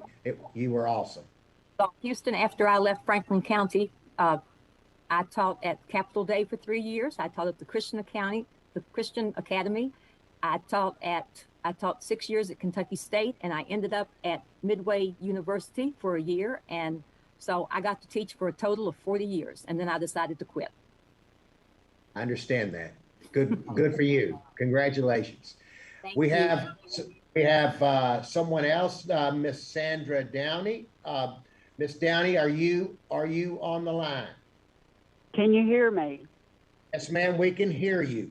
Now, Miss Downey, I'm going to ask you to say your name if you would, and then please, we don't see you, so we're going to hold you to honor to raising your right hand and be sworn in. Please state your name.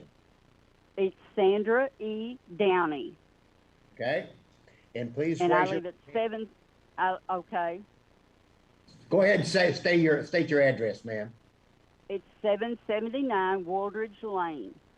Okay, thank you. All right, Tambra. Okay. Do you promise to tell the truth, the whole truth, and nothing but the truth? I do. Thank you. All right, thank you. Okay, Ms. Downey, you have 5 minutes. Okay, a lot of what you all have done discussed is what I had written down.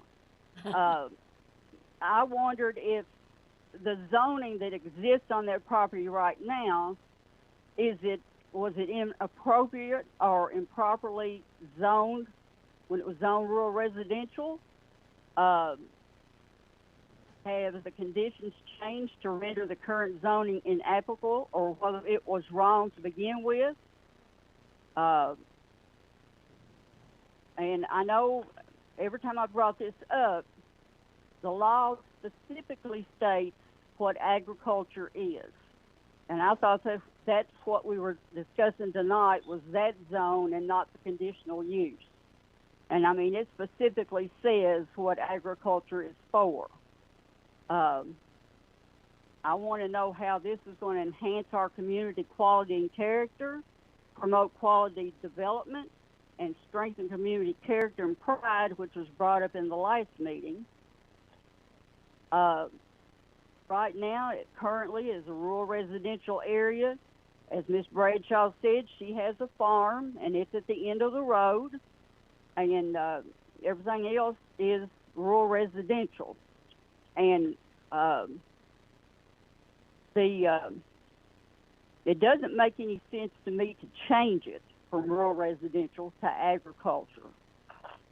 And I do know the RV parks are, everyone I've ever been to is it's a dead end of a community or a dead end of a road.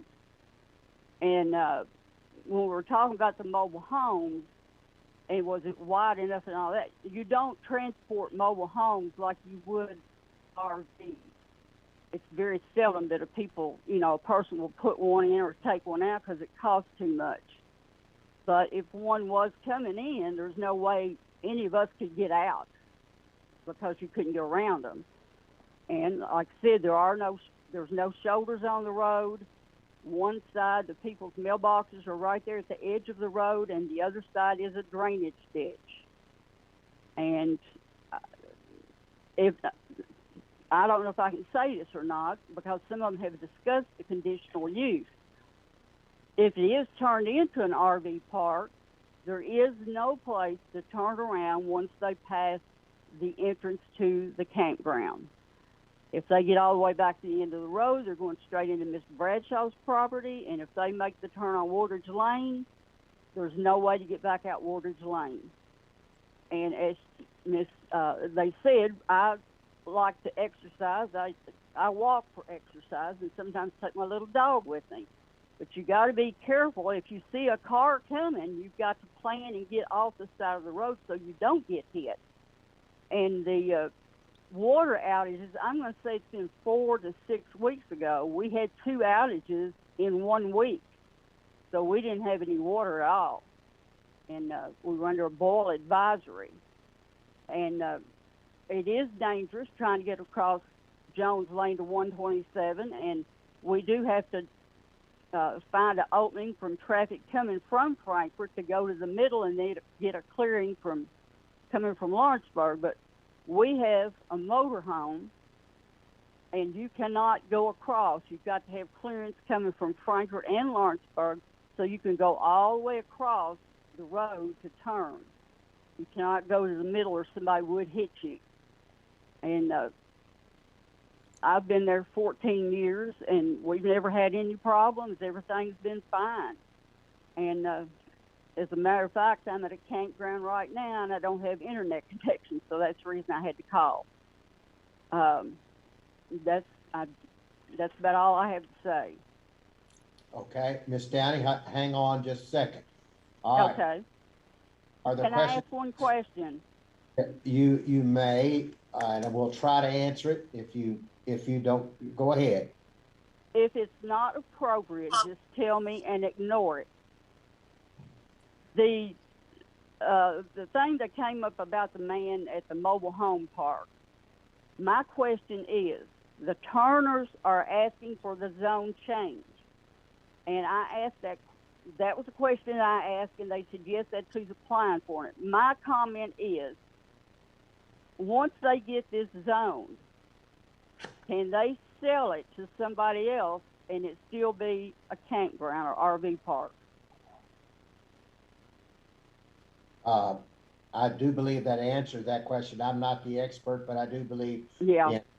is yes. Is that correct, Ben, Mr. Judah? So conditional use permits are generally issued to a specific person at a specific property. So if the ownership were to change, I'd have to, if you give me a moment, I'll grab my conditional use file and see what the conditions the board put on there. But I believe it would be null and void. Let me look real quick at these conditions. Okay. The reason I'm asking, okay. Ben, while you, Ms. Downey asked about 4 questions early on. So could she ask those again slowly, and whomever's appropriate to respond to those? Could that happen again? Because she asked those pretty quickly.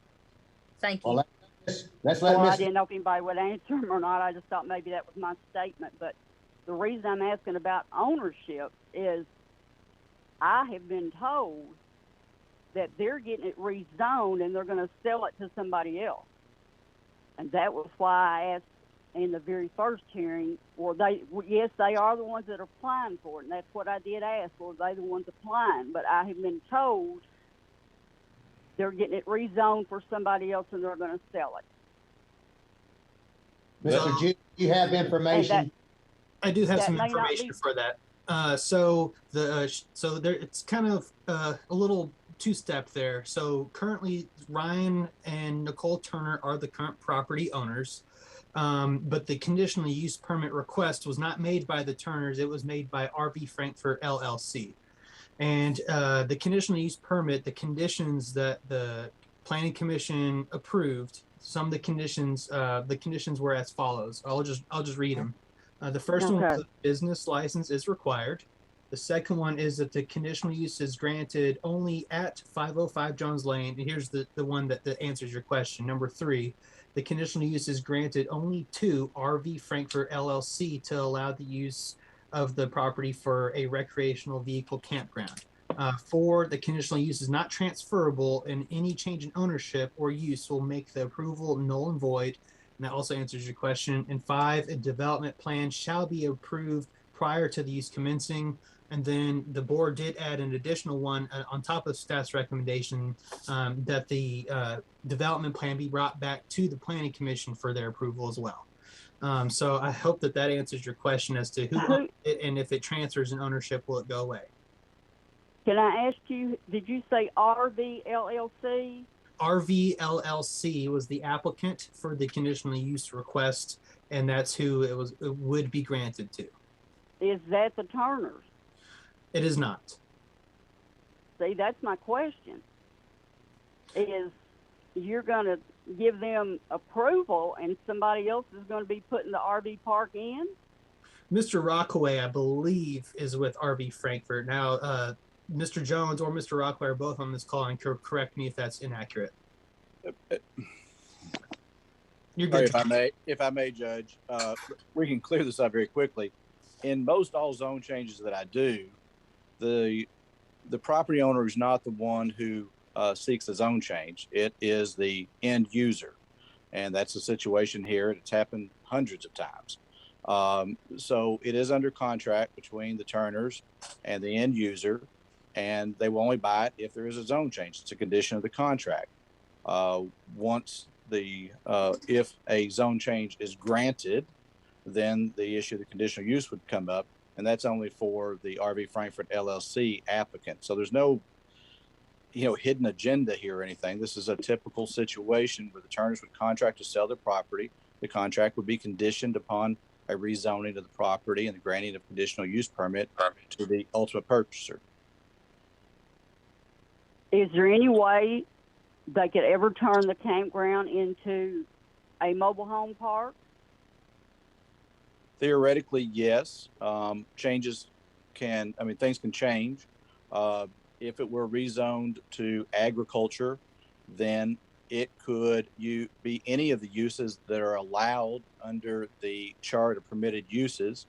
There are some that are permitted and some that are conditioned. So if it would rezone to ag and were to be, let's say, an RV park for 10 years, theoretically, 10 years from now, the use could change. They could go back, who the owner was, could go back to planning and zoning and ask for a different, either permitted or conditional use.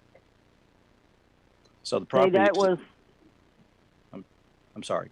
I think that's what was brought up in the first hearing. Is we've heard through the grapevine that the mobile home park wants to expand. That's my question: is could it ever be turned into an RV park, or if the didn't make a go of it? That's my concern. It could be turned back around and turned into a mobile home park, and they're right next to each other. Well, I appreciate that, but obviously my client and I can't talk about, hypotheticals. And but I will say that it is not, and Mr. Walkway can correct me, it is not their intent to seek a zone change under auspices of doing a RV campground just to a year from now change it. That is certainly not the intent by any stretch of the imagination. The intent is, and I've worked with Mr. Rockaway now for 3 years on this, the intent is for a RV campground, which he has testified he thinks is good, that the community needs, and this property could accommodate. But I can't tell you affirmatively that the use could never change, because it could. And also, if I may jump in here real quick. Back to the commission. If I could jump in here real quick, the adjacent mobile home park is currently zoned RM. The RM district is Rural Mobile Home District. That's what the M stands for, mobile home. Right. That's what Okay. that district is. That's what the adjacent property is zoned. And so from my view, I don't believe that could be turned into a mobile home park under the ag zone. It would probably be more appropriate under the RM zone. Having said that, the ag zone would probably allow for at least a couple manufactured home units on the site if it were to never be developed into the RV campground. Well, I don't know. I'm just, the first hearing, they said it was going to be for people staying overnight. The second one is they were going to be allowed long term. But the Kentucky law says you can't stay in a campground more than 90 days in a year. And I don't know if you'd be allowed to put a mobile home in an RV park or not. Probably mobile would be, homes. it would probably be planning and zoning's view to not allow a mobile home in the RV park. It would be more appropriate in the adjacent mobile home park than the RV park. And then also, I just lost my train of thought. Mr. Judah, Yes, sir. I do that all the time. but if there's a change 10 years from now, and this zone change moves forward, there's an RV park there, and the owners leave, and somebody else wants to take it. What would happen then? Doesn't it have to go back to planning and zoning? It would then go back to the Board of Zoning Adjustments and would require another conditional use. The conditions that were approved by the Planning Commission was that it was only granted to RV Frankfurt LLC, and that change in ownership would make the approval null and void. So if the ownership were to change, but they wanted to continue the use, they would have to get the conditional use permit issued to them by the Board of Zoning Adjustments. What if the owners changed and they wanted to do a different use? Would they still have to go back to planning and zoning to for a different use? It would depend on what that use was. If it were a conditional use that required a conditional use permit, then yes. If it was something granted by right, like just a mobile home by itself with no other mobile home park attached to it, just a single dwelling unit, then we probably could approve a mobile home unit dwelling by itself administratively. Okay. All right. Ms. Downey, do you have any other questions? Not right now, but I'm just afraid it's gonna. If it was somebody did, if somebody did buy it down the road that changed ownership, would there still be a planning and zoning meeting, and would we go before fiscal court, or does planning and zoning just decide that without a hearing? Conditional use permits legally require notice. So if you were within the radius of an adjacent property owner, you would receive a letter, and then an ad would be placed in the state journal. There's no zone change sign that was placed like for the zone change in this particular case, but it would require notice, and it would go back before the Board of Zoning Adjustments. It wouldn't happen administratively. Okay. I think that's all the questions I have. Okay, I think Squire Sebastian has a question for you. Thank you, Judge. What I was going to ask is at the beginning of Ms. Downey's statements, questions, and testimony, I don't really know how to characterize it. There were about 4 questions that were asked very quickly. I was trying to get back to what those were. I wanted to make sure I jotted those down, and I missed them because they were so quick. Okay. Well, one of them was Hold on, Squire Booth. Let Miss Downey answer those, if you would. Miss Downey, you want to answer those questions that you've been asked? The first question was, is the existing zoning that's given to the property inappropriate or improper? The rural residential. Yeah, that was the. So can someone, I guess, answer or respond to these as they're asked? Because they were so quick at the beginning. Yeah. Just through very quickly, and no one had the opportunity to respond. That would just be helpful for me. I can't speak for the rest of the court. Thank you very much. Mr. Judah, could you answer that question? So I would say that this is something that you are here to decide whether or not that is appropriate or not. That is what the court's deciding. That is one aspect of it. But if you want my opinion is that the rural activities is the future land use designation, and that the agricultural zone is an appropriate zone for rural activities. I was asking really fiscal court if they would look at it and decide if it was inappropriate or improper the way it's zoned right now, rural residential. Are you talking about the whole Jones Lane or that 10 acres? The 10 acres. Okay. Mr. Jones? If I might have a stab at clearing this up, Judge, for a zone change, there are 3 criteria. You only have to meet one of them. One of the criteria is that the current zoning is inappropriate. We are not arguing that. Rural residential is appropriate in rural activities. Second criteria for zone change to consider, if it's not that one, is that there been change of an economic or social nature in the area that were not contemplated in the current comprehensive plan. We're not making that argument. Our argument is solely based on a zone change to agricultural is in compliance with the adopted comprehensive plan.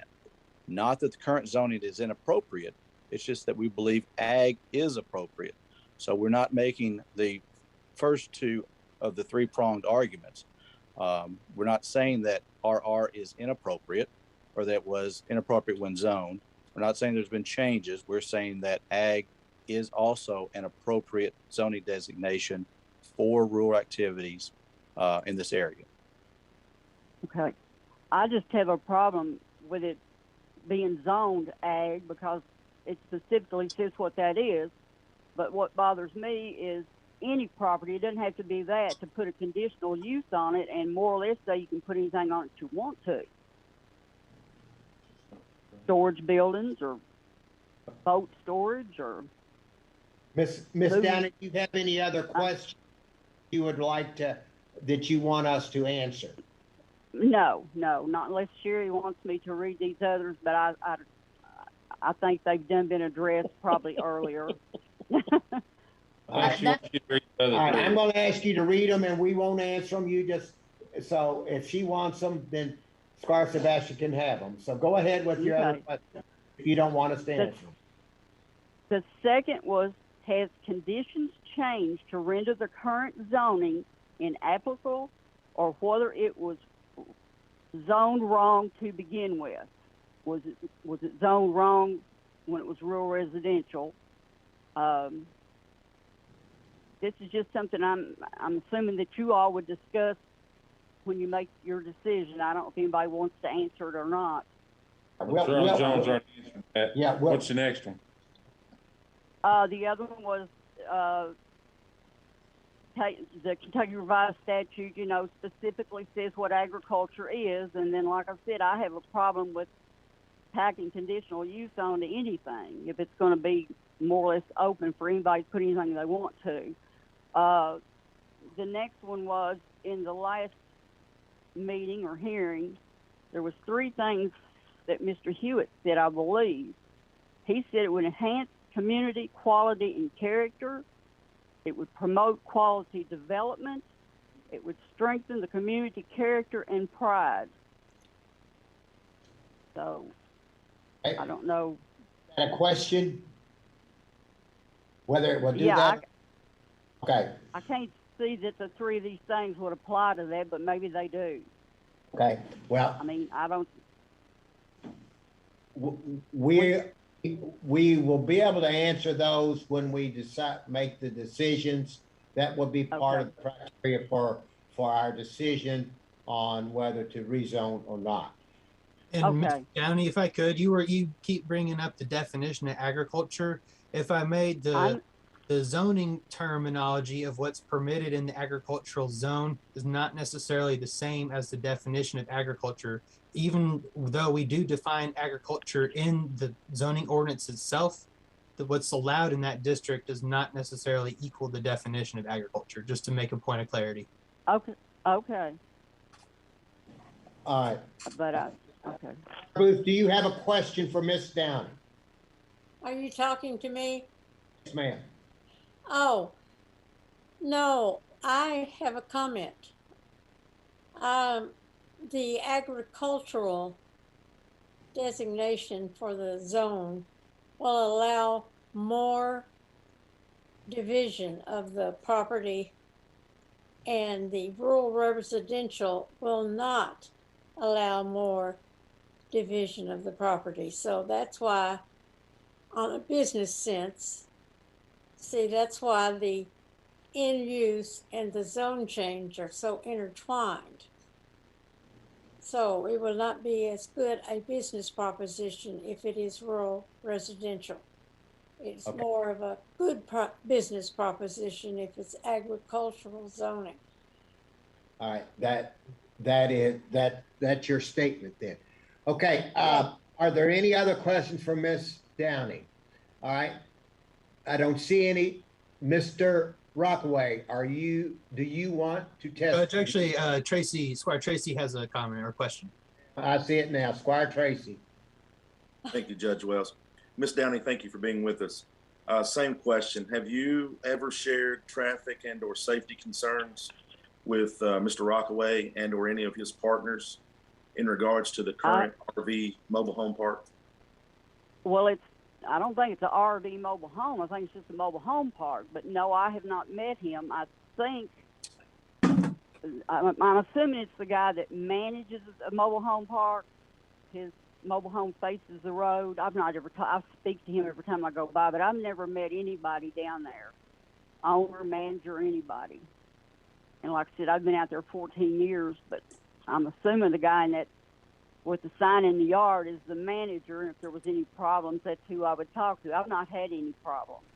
Okay, thank you. Okay, are there any other questions? I apologize, Squire Tracy, I did not see you initially. Okay, I don't see any others. Mr. Rockaway, you've been sworn in, do you have testimony? Thank you, Judge. I do not at this point.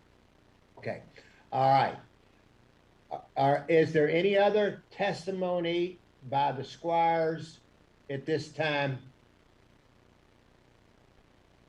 Seeing none. Mr. Jones, do you have any other testimony? Judge, if I can just very briefly summarize our position. Again, we appreciate fiscal court's hearing this evening and the openness and willingness to listen to all the testimony. I would direct one comment to Squire Booth about the county having to expend sums to improve it, and I appreciate fiscal court's fiscal responsibility for the finances of the community, but I don't believe that a zone change goes hand in hand with the fiscal court have to expend money. I'm very familiar with the craft distillery out on Cribe Orchard Road, and since fiscal court approved that, I was there Friday and saw multiple buses, 30 passenger vans, RVs come in on the Friday that I was there. And that has been an operation now for 10 years. And I think we can all take notice Crab Orchard Road is probably smaller than Jones Lane. And we've not had to expend finances there. And we've seen where, yes, occasionally there may be an inconvenience by meeting a truck, a trailer, or whatever, but it works for the community good. We believe we put forth a zone change application that meets the comprehensive plan. I think in looking back over the fiscal court and planning and zoning's actions over the past 5, 10, 15, I've been doing this 25 years. We have met the standard that planning and zoning and this fiscal court has put forward with all of those zone changes. We've met those standards. And I want to finish up by saying that I believe that Mr. Rockaway with this development will do what Ms. Bradshaw recognized. I would state that I suspect when the mobile home park started on Jones Lane, there were some neighbors that were probably against it. And now Ms. Bradshaw, as her own testimony, has testified of what a great addition that was to their community out there. And I submit to you that Mr. Rockaway would do the same with his RV park. So we thank you for your consideration. Thank you, Mr. Jones. Squire Tracy, you raised your hand after I'd already called on Mr. Jones, so you have any other questions? No? Okay. Okay, seeing no other questions. Mr. Sparks, would you please, well, hold on, I see Squire Sebastian now. Let's let Squire Sebastian ask a question. Thank you. Go ahead. Judge, I did want to ask the question. So I understood, and I don't know if she's still on the call. I understood Miss Bradshaw to say this evening that her living on Jones Lane predated any of the other developments, the other single family homes. But since then, the character of the neighborhood has remained single family dwellings, whether they're manufactured or built construction that are stable on the site and not mobile. I just wanted to make sure I understood that correctly. And I think she indicated that predated the zoning requirements of Franklin County, I believe. I just want to make sure I understood that correctly. Ask your question. Give me your statement. Give me a question, and let's ask Miss Bradshaw that. Does Miss Bradshaw living on Jones Lane predate Franklin County zoning requirements? Miss Bradshaw, can you answer that question?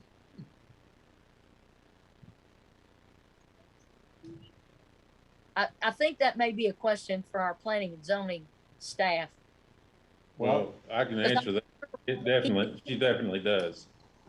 Thank you, Squire Moore. It's nice to hear you pipe in there. Thank you. Appreciate that. I think so too. The way I understood it, she lived there from the 1800s, but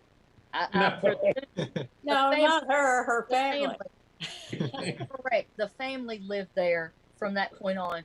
I just wanted to understand, because I think I had understood the planning staff to indicate that county zoning requirements went in somewhere in the 80s or the 90s. And that is a question for our planning staff. I just want to make sure I understood that. Around 1986, Ben, 86. I don't know the exact year, but I've always been under the impression that it was in the late 1980s. So I believe 87, 88, probably in that range somewhere. Okay. And she mentioned a tornado, so I'm assuming that's the tornado of 1974 coming through, and then the character of the neighborhood changing from smaller family farms to rural residential with homes. I think the wording she used, up to the front of the property right on the roadway. I just want to make sure I understood what she was saying with that. So thank you, Judge. All right, Mr. Sparks, would you please recap what we will be doing and deciding on Friday? But before I do, Judge, did Mr. Jones, is he satisfied that he has summarized the applicant's position in case, or does he want to flesh that out anymore? No, Mr. Sparks, we've given fair opportunity to present our position. Would have nothing additional to add. Thank you, sir.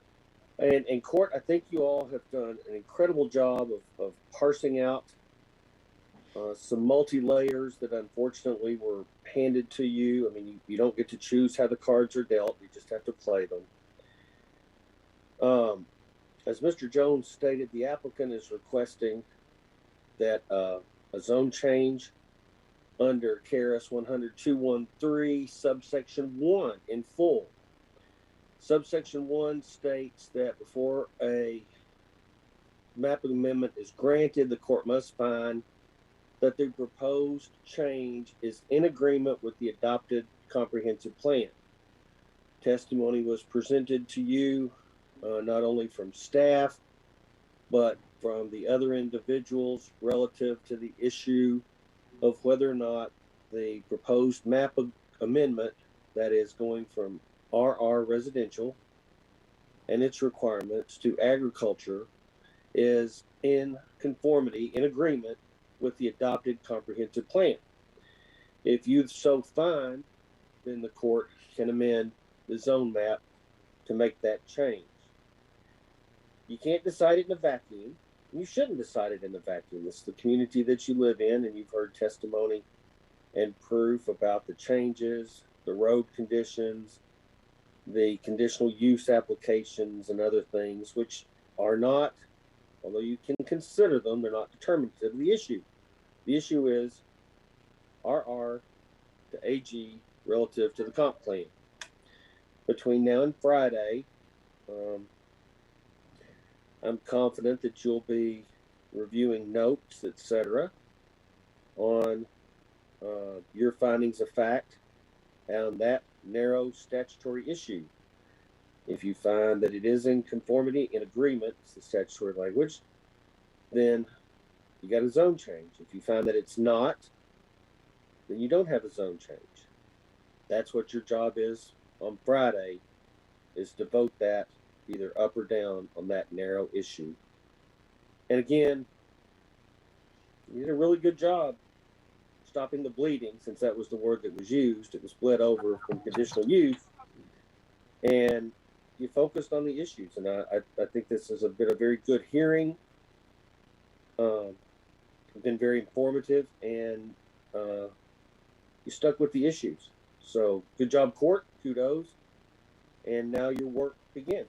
So good luck between now and Friday, and most importantly for the community and those residents of Jones Lane and the applicant. Good luck on Friday. Oh, okay. So I need Squire Sebastian. Thank you, Judge. So are we, the court, on Friday to render findings of fact, or does this question just get posed to us and we answer either in the affirmative or the non-affirmative? I just want to make sure I understand what we are to do on Friday. Thank you in advance to whomever can answer that. Are you referring mechanically, Squire? That is what you're going to do when the vote comes through? Yes. Do we offer findings of fact to support positions one way or another? Do we vote on findings of fact, or do we vote this straight up, straight down? Thank you, sir, in advance. As always, your procedure is going to be whatever you all agree to between the court. Oh, and let me say also, I know you can shake your head, but I'm going to answer your question instead of doing that. Okay, I'm just saying. I'm gonna do my thing too. I got to hear a lot of other people talk. And by the way, our witness said she's not lived there since the 1800s, but she's lived there all of her life. She just sent a chat. What you all choose to do is up to you, but you're going to have to vote on certain findings of fact. Specifically, the most important one is the zone map amendment in agreement with the comprehensive plan? If you say no, you got to have reasons why, and the answer is no. You don't have to have 70 or 80 findings of fact, but certainly you have to say no, and this is why. If you say yes, likewise, you have to say yes, and this is why. You all did a really great job staying on the issues. You compared the RRs to the AGs. You stuck in between the beacons. I mean, really, it was well played out. But that is your finding of fact, that it either is an agreement or it's not, and why. So I hope that answered your question, Squire.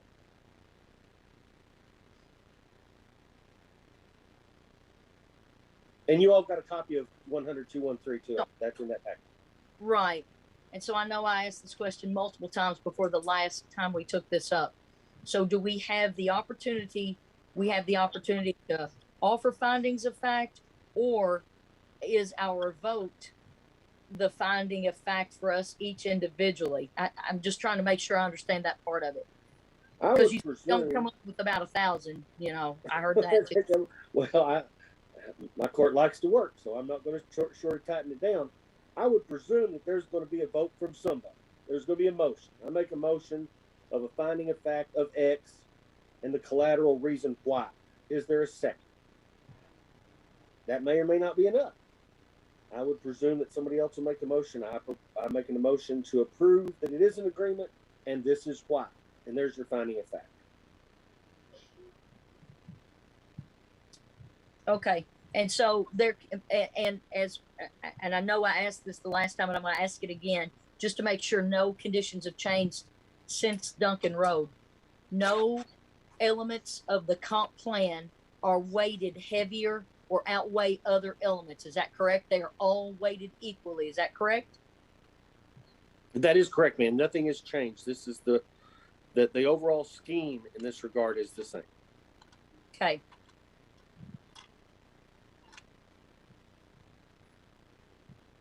And so, that's, okay, sorry. and multiple, so multiple members of the court could come up with multiple findings of fact, and each one would have to be voted up or voted down. So if that's the case, let's say 3 are offered for, 3 are offered against, and they all pass, what happens at that point? I just want to make sure I understand, and I'm not trying to belabor the point. I'm really trying to, because I've looked through statute and it didn't give us kind of parameters that say, here's exactly how a fiscal court takes this matter up. I didn't No, find it doesn't. It doesn't exist. Well, I guess whoever makes the motion first, if it carries, and that's the finding of fact in support, that motion wins. So what you're saying is the first, because you can't have a tie. You can't have a tie. Say Sherry Sebastian makes finding of fact X for Y, and it carries. There's no reason for a second vote. That's not what she, Rick. She's asking if there's 6 findings of facts, 3 are positive, 3 are negative. Can we still deny? Or approve? I was going to say no. Sherry didn't ask that question. No, I don't think she did. But I get the point. You're saying is one motion enough to pass the amendment? That's what you're saying.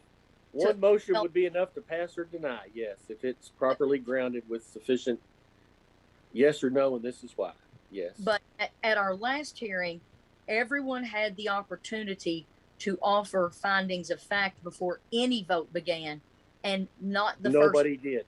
decided, not the first did. decided the entire issue. Nobody made any such an offer. Oh, I offered findings of fact. everybody offered the fact. Exactly. Squire Moore offered some. Squire Blackburn. Everybody offered findings of fact the last time. I know I did. And we performed a roll call on each one. And then I heard our clerk say that there was a roll call vote on each one, and that is correct. We took a roll call vote every time. So again, that's why I asked the question: if there are 7 findings of fact, and we vote on each of the findings of fact at each question for them when it's time to vote on them, and 3 are saying that it is in agreement with the comprehensive plan, I think, which is the statement you made, and 4 of those findings of fact are in non-agreement, then 4 beats 3. I'm just trying to make sure we all are very clear about this Friday, because I'm presuming our agenda is going to be fairly lengthy. And I would rather understand today rather than try to understand it in the cloud of a volume of other business for our constituents.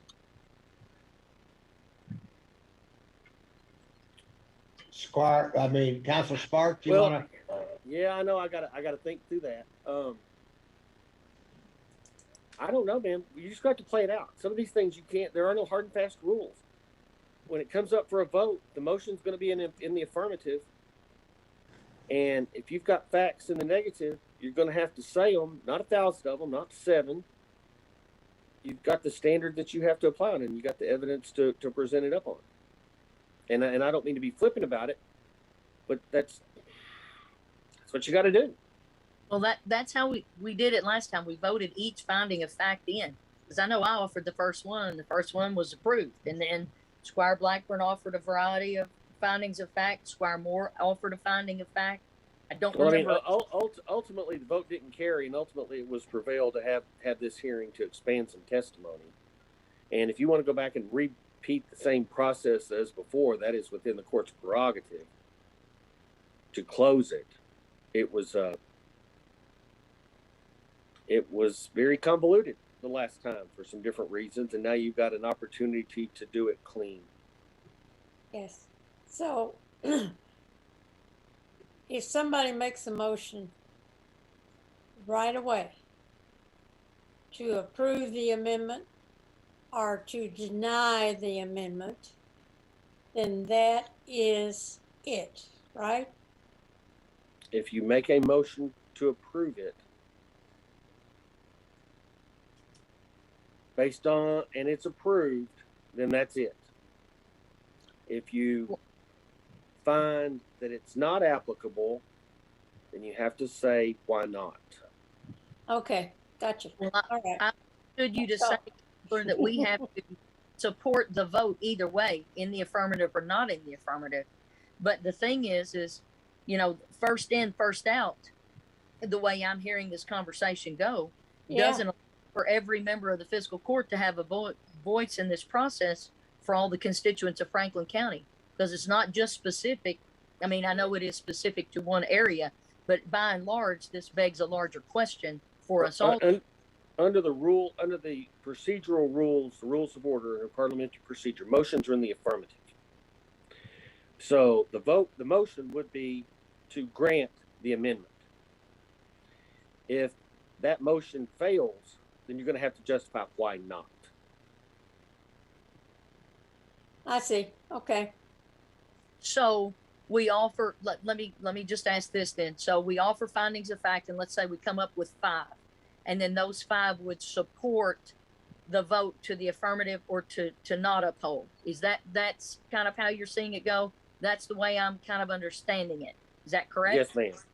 That is how, subject to the reality when the rubber hits the road. Yes, ma'am. And so everybody has the same understanding. We'll vote on each of the findings of fact, and then based on what we have as findings of fact for the record, then we will either vote to approve or not approve. Yeah, but correct? Mr. Jones gave you a gift, sort of, because the issue is not the subsections of 213. The issue is whether or not the court is of belief, and that's the only proof that's been presented, that RR and AG are both in conformity and appropriate under the comprehensive plan. Wow, that's hard. So that does narrow the issue considerably from our other discussions in other matters where all 3 prongs of the statute are at play. There's only one at this time, that the proposed amendment is in agreement with the comprehensive plan. And you heard testimony in that regard from Mr. Judah. Right. We heard the word subjective number of times. I did hear that. Thank you, Counselor. You've helped me quite a bit. Thank you, ma'am. And again, y'all, this ain't easy, but you didn't sign up for the easy part of the job. You signed up for all of them. So congratulations. Good job. Yeah. Squire Muller, you had your hand up earlier quite a long time. Yeah, I'm okay, Judge. I appreciate it. I was just trying to get some clarification also if there was any better or worse reason at this point to have findings of facts, or if we just as a court vote on it. So I didn't, I was just trying to simplify things, but I don't know legally, if the courts decline to overrule planning and zoning, you got to have a reason. Okay. Yeah. Thank you. Oh, okay. Okay. All right. I'm looking across the view here and I don't see any other questions. I need a motion now to cease testimony. So can I have a motion to cease testimony? I'll make a motion to cease testimony. Moved by Squire Moore. Is there a second? I second. Squire Booth. Okay. Motion and seconded. Okay. Call the roll. Squire Sebastian, Squire Sebastian. I'm sorry, Judge. I thought I had my volume still on. I apologize. Yes. Squire Blackburn, Yes. Squire Muller, Yes. Squire Tracy, Yes. Squire Booth, Yes. Squire Moore, Yes. Judge Wells. Yes. Is there a motion to adjourn? So moved. Second. Call the roll. Squire Sebastian, Yes. Squire Blackburn, Yes. Squire Muller, Yes. Squire Tracy, Yes. Booth, Yes. Squire Moore, Yes. Judge Wells. Yes, and thanks everybody. Thank all of you out there on and those that were watching tonight. Thanks everybody for watching your Franklin County Fiscal Court at work. Thank you.